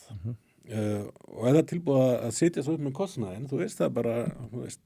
En þá spyr ég, þú veist, ég meina þetta niðurgreitt, Háskólanum á Íslandi alveg verulega niðurgreitt, ég meina það sama innritunargjald fyrir alla. Þú veist, hvað kosta 3 ár fyrir venjulegan nemanda, þú veist, til þess í kynjafræðideild. Þú ert líklega ekki með kynjafræðina, en þú veist, ég veit ekki, félagsfræðideild eða félagsráðgjafi, það 4 ára, það ekki? 5? 5 ár. Já. Hvað ætlaði að segja að nefnda? 1,5 milljón. Á ári þá eða? Já, ég þór ekki að, ég bara svona slimpa, sko. Já. En þú veist, þetta náttúrulega, skráningargjöldin eru bara brota af, og þetta tölulegur penning sem fara í þetta. Og ég meina eitthvað það þú veist það þessi skrýtna líka sko umræða það að sko þú megir ekki meta sko menntun út frá hagsmunum atvinnulífsins að markaðins, það ekki markmið menntastofnana að framleiða vinnuafl. Þetta bara fyrir grundvallarlega rangt. Lykil hlutverk menntastofnana að framleiða vinnuafl. Það það sem við erum að gera. Já. Flestir nemendur okkar koma í nám af því að ætla að fá sér vinnu einhvers staðar. Það dýllinn. Svo sko þetta argumentum að menntun sé mannbætandi, þetta náttúrulega bara svona self-serving argument hjá velmenntuðu fólki. Þú veist, á endanum.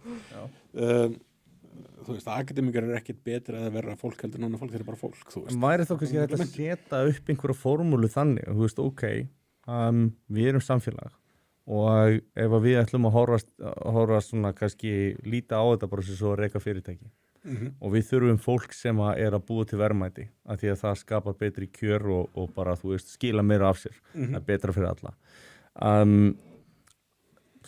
væri hægt að setja fram formúlu eða stefnu þar sem að við myndum þá kannski segja bara við þurfum ekki meira fólki hérna, þetta nám ekki lengur niðurgreitt það kostar bara 6 milljónir fyrir það að fara í kynjafræði þú veist, ef það þarf að taka 3 ár Minna, hvað svona ekki við erum að nálgast sko menntun í dag sem tækifæri fyrir sjálfsbyrtingu einstaklinga hún á að snúast það að gera þig gaglegan ákveðin hátt fyrir samfélagið og hugmyndin er að þú njótir ákveðin forréttinda í lífinu af því að þú lagðir þetta aukalega á þig en þú veist, ef það er ekki auglýsir hagsmunir minna, ég get alveg séð fyrir mér að til dæmis okkur vantar barnageðlækna á Íslandi það sárvantar barnageðlækna á Íslandi að búa til hvatana þar sem að það er nám sem að ef þú stendur undir ákveðnum kröfum þá þú veist, ertu að borga, ekki að borga það færa það bara frítt við þurfum að halda ef þú vilt gera þetta geggjað, við verðum að fá þig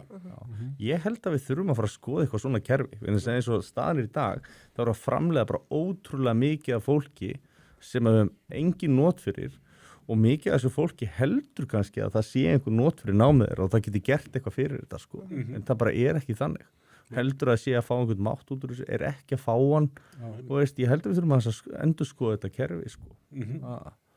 Ég get sagt fyrir mitt leyti að mér finnst sko það sem að gráðan mín veist, mér finnst nú valla 100 kalls virði sko, en ég þarf hana vegna út í það sem ég ætla að gera en þú veist, menntunin, þjálfunin sem ég fékk í því sem ég ætla að gera og er bara núna í sem ég ætla að gera, ég er bara ógeðslega hreinskilinn með þetta, mér finnst hún bara þú veist, bara skítur og kanill en mér vantar gráðuna, mér vantar að vera með þetta plagg sem er með þetta til að geta fengið leyfi fyrir því sem ég ætla að gera en þú veist það sem að ég hef verið að fá þarna í kennslu og öðru bara eins og segi þetta, mér finnst þetta bara mér finnst það hræðilegt ég bara, ég skil vel þá sem eru óánægðir með þetta og til dæmis aðeilna sem að senda okkur linkin á hérna, þú veist, myndbandið og, veist, og þetta og ég, þú veist, ég hugsa bara til dæmis svo þegar maður að skoða ef að þetta er einhver standard hérna í fjölmiðladeild háskólans, hvað er fólk að læra þetta? Hvert ferða þegar það er búið með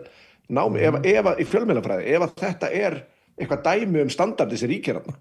Hvaða starfsmenn... Ég ætla að geta lesið greinarnar og það eru ekki til þess að hrópa húrra fyrir.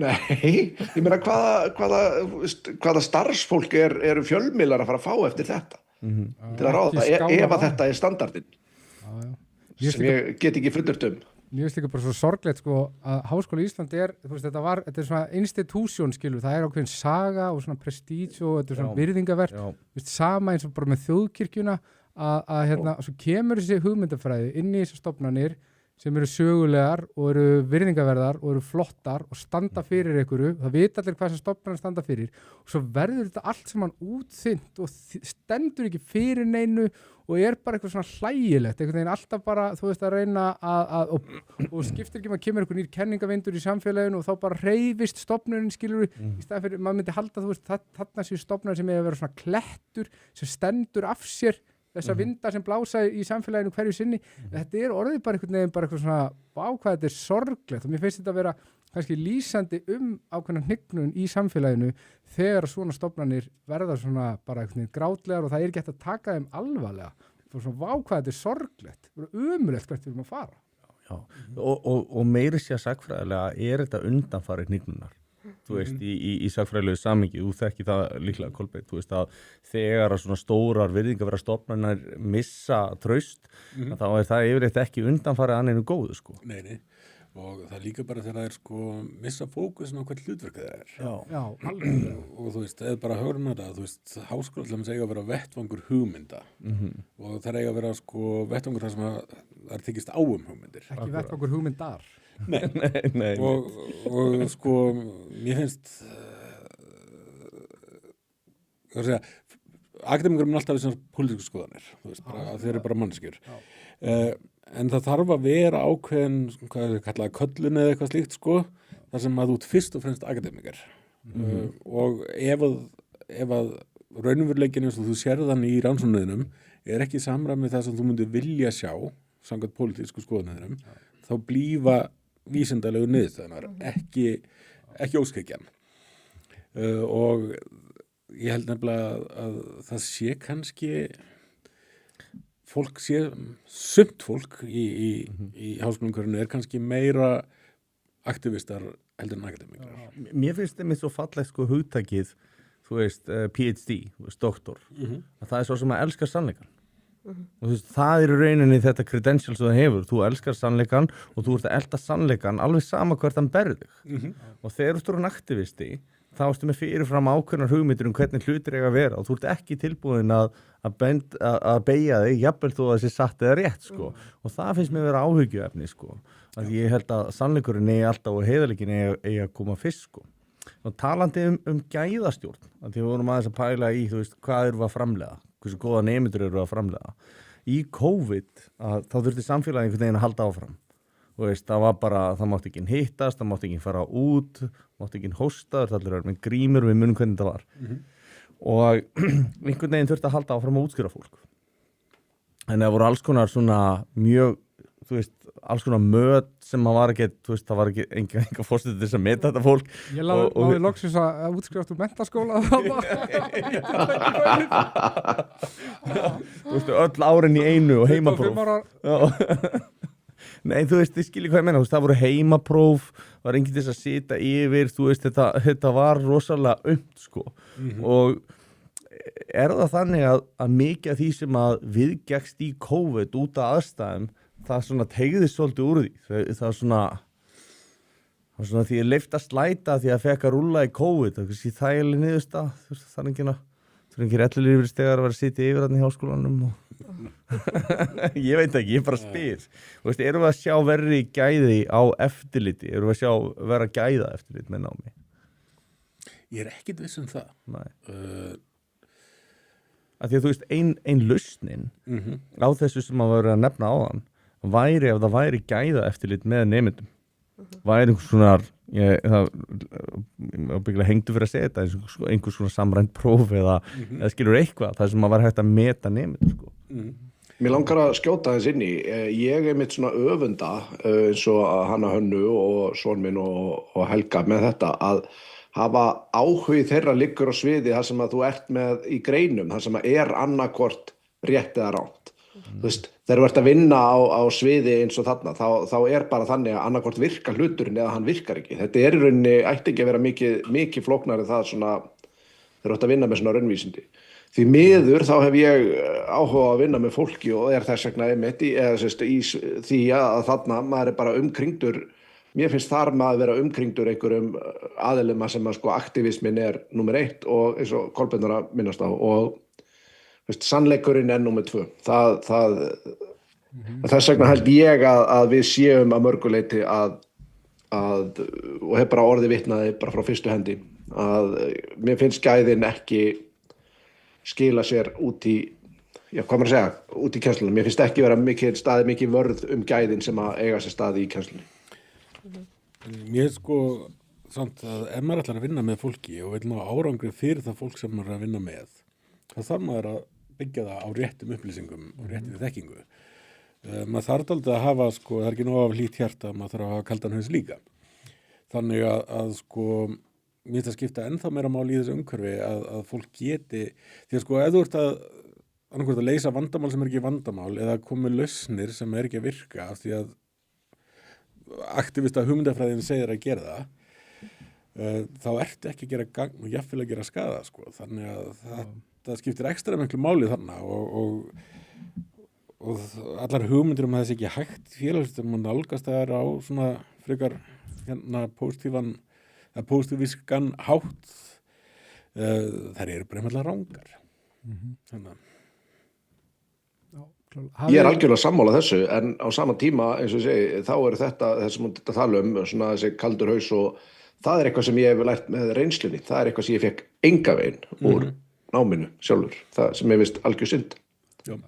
Þetta minnir mig pínu á hafið ég séð myndina Scent of a Woman með Al Pacino, ræðan hans í lokin sko, þegar hann tala hvers konar menn eru við að búa til og og mér finnst, og bara okkur sem samfélag, ég var gerðum færslu um þetta daginn að mér finnst þetta eiga vel við sko, mér finnst það búa, þú veist hann talar sko að það er ekkert ljótara heldur maður með, hann talar sko amputated spirit. Þetta er geggjuræða ræða sko. Ég meitt horfði á hana í fyrsta skipti í MS með Sigmar Þormar kóngurinn félagsfræðikennari sýndi okkur hana og Þetta sé frændi minn eða? það getur verið, mikill kongur. En þú veist, það svo, þessi ræða á svo vel við í dag, skilur bara hvers konar menn eru við eiginlega búa til og ég held að, og ekki bara við háskóluna, sko, þó að samingi sér náttúrulega, háskóli þarna. Og þú veist, erum við að senda, þú veist, jafnvel þó að gráðurnar séu tilgangsvísar, fólk að koma einhvern veginn betra út af það sem mann, ég held að séu meir sér feil á því líka, sko. Já, það má ekki gleyma einu í þetta. Við erum að tala menntun, við erum að tala menntastofnanir, við erum að tala gráður og námsleiðir, en síðan erum við háskólakennara. Og ég get alveg lofað eitthvað því að það drýpur ekki smjörið á hverju strái fyrir háskólakennara. Þeir sem faraði gegnum doktorsnám, sem oft mjög erfitt og þú veist, þetta bara sjálfsægi út í gegn. Þú þarft virkilega að pína þig til að geta tekið á móti gráðinni. Síðan ferðu og kennir og háskólakennarar að mínu viti allan við flest sem erum í þessu, við erum í þessu af ástríð. Það bara þannig. Og auðvitað erum við með kannski misgóða kennara, en kennarar sem eru þarna, og eins og ég segi, ég vona að Kolbeinn geti tekið undir þetta, fólk sem að gera þetta vegna þess að þau virkilega vilja mennta og fræða og leiðbeina og taka einhverja svona sókratíska nálgun á það að uppfræða almenning og dreif einhverju skilabóðum og þess vegna, þú veist, og þá ef við förum aftur inn Bifröstamálinu vegna þess að við tala aðan þetta er svo fallegt, þetta leitin að sannleikanum, þú veist, PhD, þetta leit að sannleikanum. Einmitt þess vegna, ég sé síðan nefndamáli, bara alltaf að wrap it up hérna í kvöld. Einmitt þessi leit að sannleikanum. Þú veist, við erum akademikrar, við viljum, þú veist, við erum ekki fólk sem getum bara látið yfir okkur ganga einhvern hálfsannleik.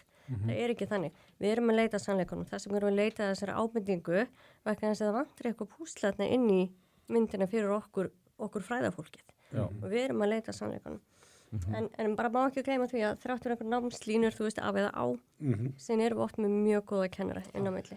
Já, mikið af góða fólk og kannski eitt sem að líka skiptir máli á endarum þá það ekkert endilega stort vandamál þá einn kennari svona kannski vóki yfir sig í kennslustofunni ef það eru aðrir kennarar í deildinni sem hafa önnur sjónarmið og það kannski það sem við ættum eitthvað litið að hafa ágjör af ef að það þrýstingur á einsleitni í skoðunum innan stofnana. Ég held að, maður, þú veist, þegar ég var í svona á mínu námsárum sem að voru ansi mörg á námskólagengin en það var ógeðslega mikið að skrýtnum kennurum sem voru með alls konar skoðanir og þú veist, það var bara frábært. En það einmitt þetta, sko, þessi fjölbreytileiki í skoðunum en ekki einsleitni sem skiptir máli. Þegar þú þarf að þvinga alla inn á sömu línu, þá þetta orðsvöldið þreytt, sko, og þá eiginlega einmitt þessi staður hugmynda og leitir að sannleikanum, þá hún orðin einhvern veginn, búin að færast einhvern veginn algjörlega í öndveru sína, það ekki? Ég ætla að skella okkur í komment til að fara bara að fara að klára þetta. Mér langar rétt bara að skjóta þetta mitt. Ég einmitt sammála þessu með sem að Hanna var að segja með sannleikan, en ég tel að vandamáli geti verið stundum aðilar sem telja sig hafa fundið hinn eina sanna sannleika og vilja bara passa að allir fylgi þeirri línu. Mér finnst það bara hættuleg hugsun. En ég ætla að vippa mig í kommentin í endan. Endilega. Og það er þeir eru spurt, mér langar að spyrja viðmælendur. Hvernig líður ykkur að fara í viðtal hjá nasistum og hver smeyk eru þið við reiðipistla á rauðaþræðinum? Þetta er áhugaverð spurning. Kolbeinn, viltu byrja þetta? Mér líður bara mjög vel með það og reiðipistla rauðaþræðinum bara bring it on. En þú, Hanna, ertu eitthvað smeyk að vera hérna í kringum okkur? En ég get ekki svarað þessari spurningu vegna þess að ég er ekki í viðtals hjá nasistum. Þannig að ég segi bara ég get svarað. Ég segi veit ekki hvernig það tala. Ég segi alltaf sko að það er eiginlega betra að fá ávítur frá andstæðingum sínum heldur en hrós frá vinnum sínum. Því þeir eru að meina það sem þið segja, maður getur alveg vita það sko. Þannig að ég elska allar færslur á rauðaþræðinum, bara keep them coming sko, það fæða mig. Það kom mér á óvart einhvern veginn hvernig ég gat ekki tekið þessu með nokkrum hætti inn á mig sem var á rauðaþræðinum. Þetta var bara svo lág plani að maður var alveg bara svona ok, þú veist, ef þeir myndu ljúga betur, ég ætla nú svo sem ekki að vera að gefa þeim einhverju tips sko, en hérna, þetta var svo rosalega langt frá sannleika, skilur. Ég elska bara alla aðtegli sko. Okay.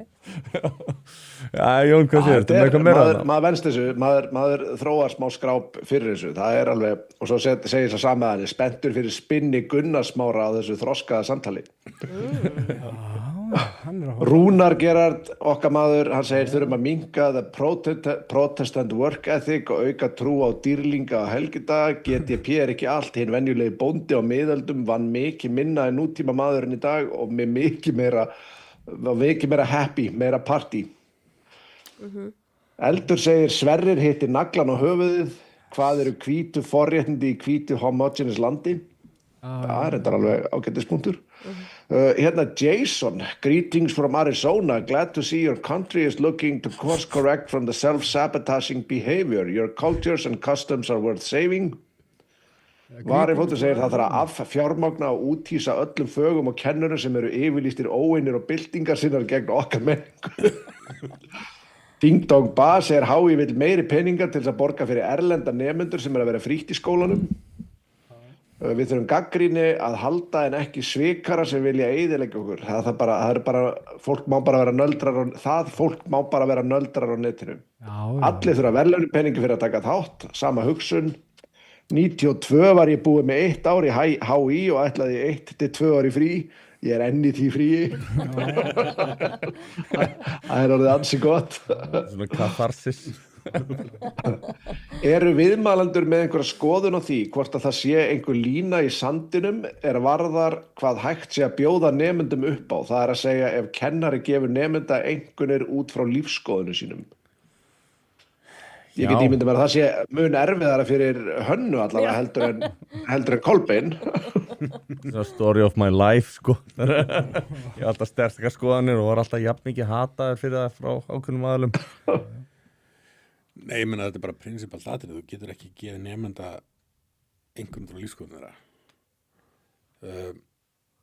Og þetta er bara, viðhorfið þarf að vera, hvort sem þú ert að lesa við nemendaritgerð eða bara einhvers konar fræðilegan texta til dæmis. Sko, það er svo auðvelt að kyngja bara því sem að staðfestum að segja sjónarmið. Og það er akkurat þá sem að þarf að vera sérstaklega gagnrýnin á sjálfa sig. Það er sennilega bara hluti af mannlega eðlið þessi svona staðfestingar skekkja sem við höfum. Við viljum einhvern veginn það sem að staðfestir fyrir okkur það sem við heldum, við kyngjum því. Og þess að þarf maður að gefa sér auka tíma til þess þegar maður fara við verkefni og nefndum og mann finnst þurfa að segja hluti sem maður er ósámála. Maður þarf að rýna sérstaklega þá vel í það, eru argumentin góð, bara til þess að koma yfirvinna það að maður hefur sjálfur ákveðin bæjas í því hvernig maður upplifir hlutina. Og þú veist, og það er bara að vinna sem maður á að vinna. Lendur oft í því bara skjótinni að skiptum skoðun, eða þið bæði, út frá eitthvað svona, eru með eitthvað svona aðra skoðun, út frá eitthvað sem nemendur svona, eitthvað. Ég er nú bara svitnað þetta af afbrigði sem er úti í Kolbeinn, sko. Ég er ekki á réttri hillu í lífinu, því að mér langar dálítið að þú veist, ég kenni sjálfur sko einhver ferla, ég kenni sko gagnagreiningu og gerfigreind. Þannig að það er ekki droslega mikið skoðanir og ég sé að ég er ekki á réttri hillu, þannig að mér langar í þetta, mér langar í svona þú debatt og smá hita. Þú veist, hitin er ekki alveg, það er ekki nú hitt hjá mér sko. Við getum ábyggilega komið þér einhvern hita hérna setna. Það hefur alveg gerst. Undið einhverja núansa og eitthvað sko. Það hefur alveg gerst í kennslu að ég er með einhverja umræðum eitthvað og nefndi kemur sjónum sem ég hef ekki hugast á því og ég hef skipt skoðun, já. Er það ekki svolítið gaman? Það er mjög skemmtilegt.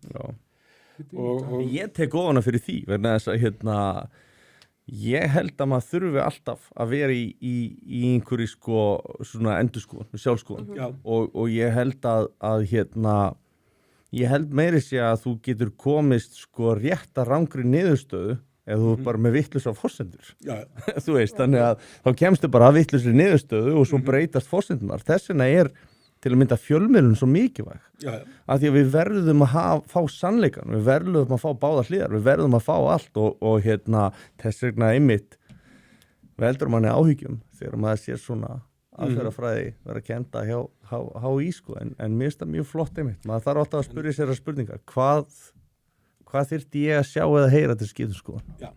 Snorri Henni til hrós, fyrir ekki að ég held að hann hafi komið með eða heyrði þetta fyrir svonum, talaði mikið sannleiks ást sem ég finnst, þú veist, bara að elska sannleik þó hann sé óþægilegu skilur sem ég finnst þetta vanta á sérstaklega, þú veist, á fjölmiðlum og svona, bara, þú veist, sætti ykkur þó þetta passi ekki við narratífuna, sendi þetta samt út, ekki vera að gefa okkur eitthvað og hálfsagðar fréttir og þá eru menn líka bara gíski eðunar, bara komið bara með þetta þú veist, af því að við erum alltaf að fara að tapa og ég held að bakslæði sé mynda, þú veist, menn eru að tala bakslæði með rasisma og fleira sko, að bakslæði heftin verður þeimin meiri af því að við höfum ekki þorað að horfast í augu við sannleikan af því sem er að gerast, þannig við sópunum með teppið, vandamáli verður ennþá verra, hatir verður meira og það verður meiri skautun. Ef við hefum bara verið tilbúin til að horfast í augu við vandamálin þegar það byrjuði að gerast, að það hefði þetta ekki orðið svona mikið. Nei.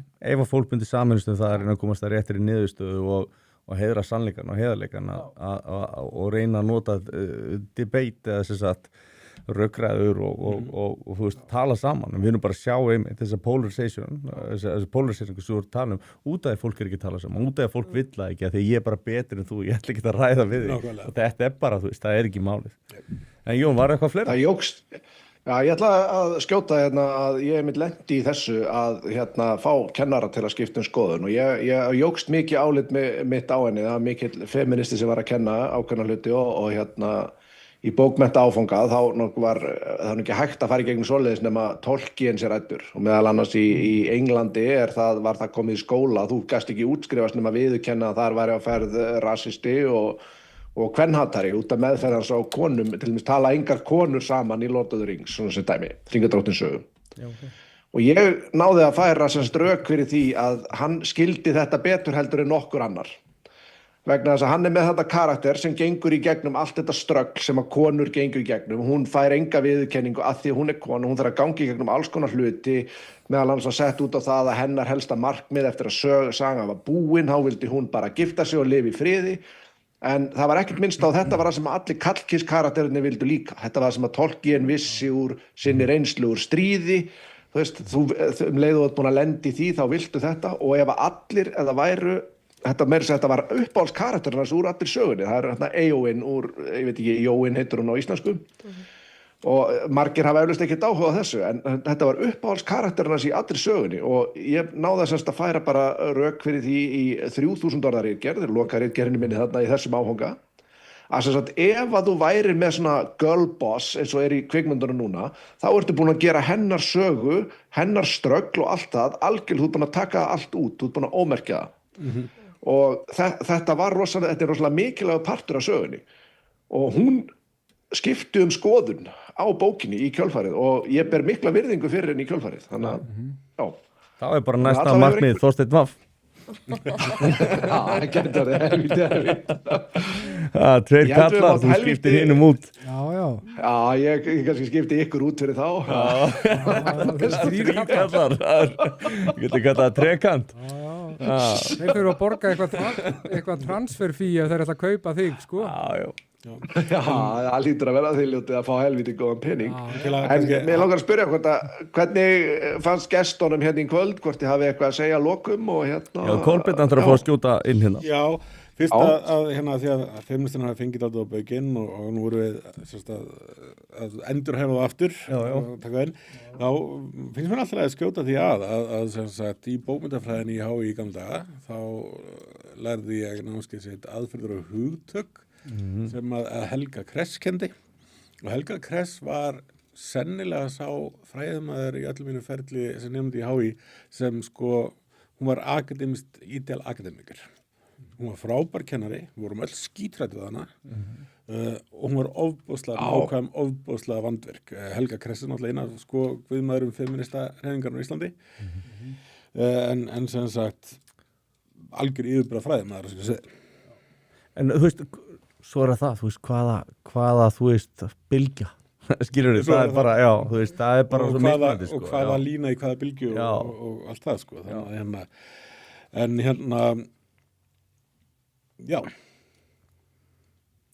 ég held við séum svolítið sammála að old school feministendir hafi ekki fengið þá viðurkenningu sem þær áttu kannski skilið sem að voru Þegar þú ert að sjá allavega þessa nýju bylgju allavega. Já, við höfum svo sem aldrei deilt á þær, þannig séð sko, Nei, það er bara að vera nýja. meinarðu?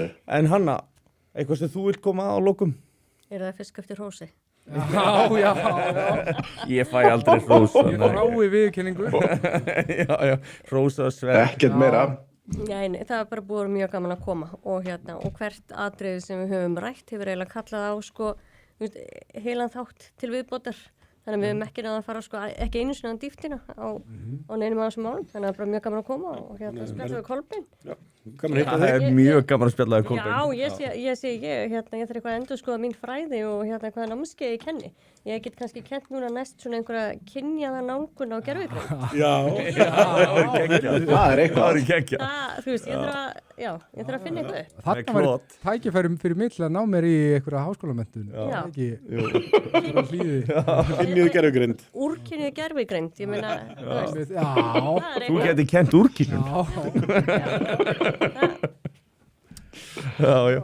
Erum við ekki að láta það bara vera að loka orðin? Jón? Jú, bara takk aðeinslega fyrir í kvöld í þessum auka þætti og Fyrir mig.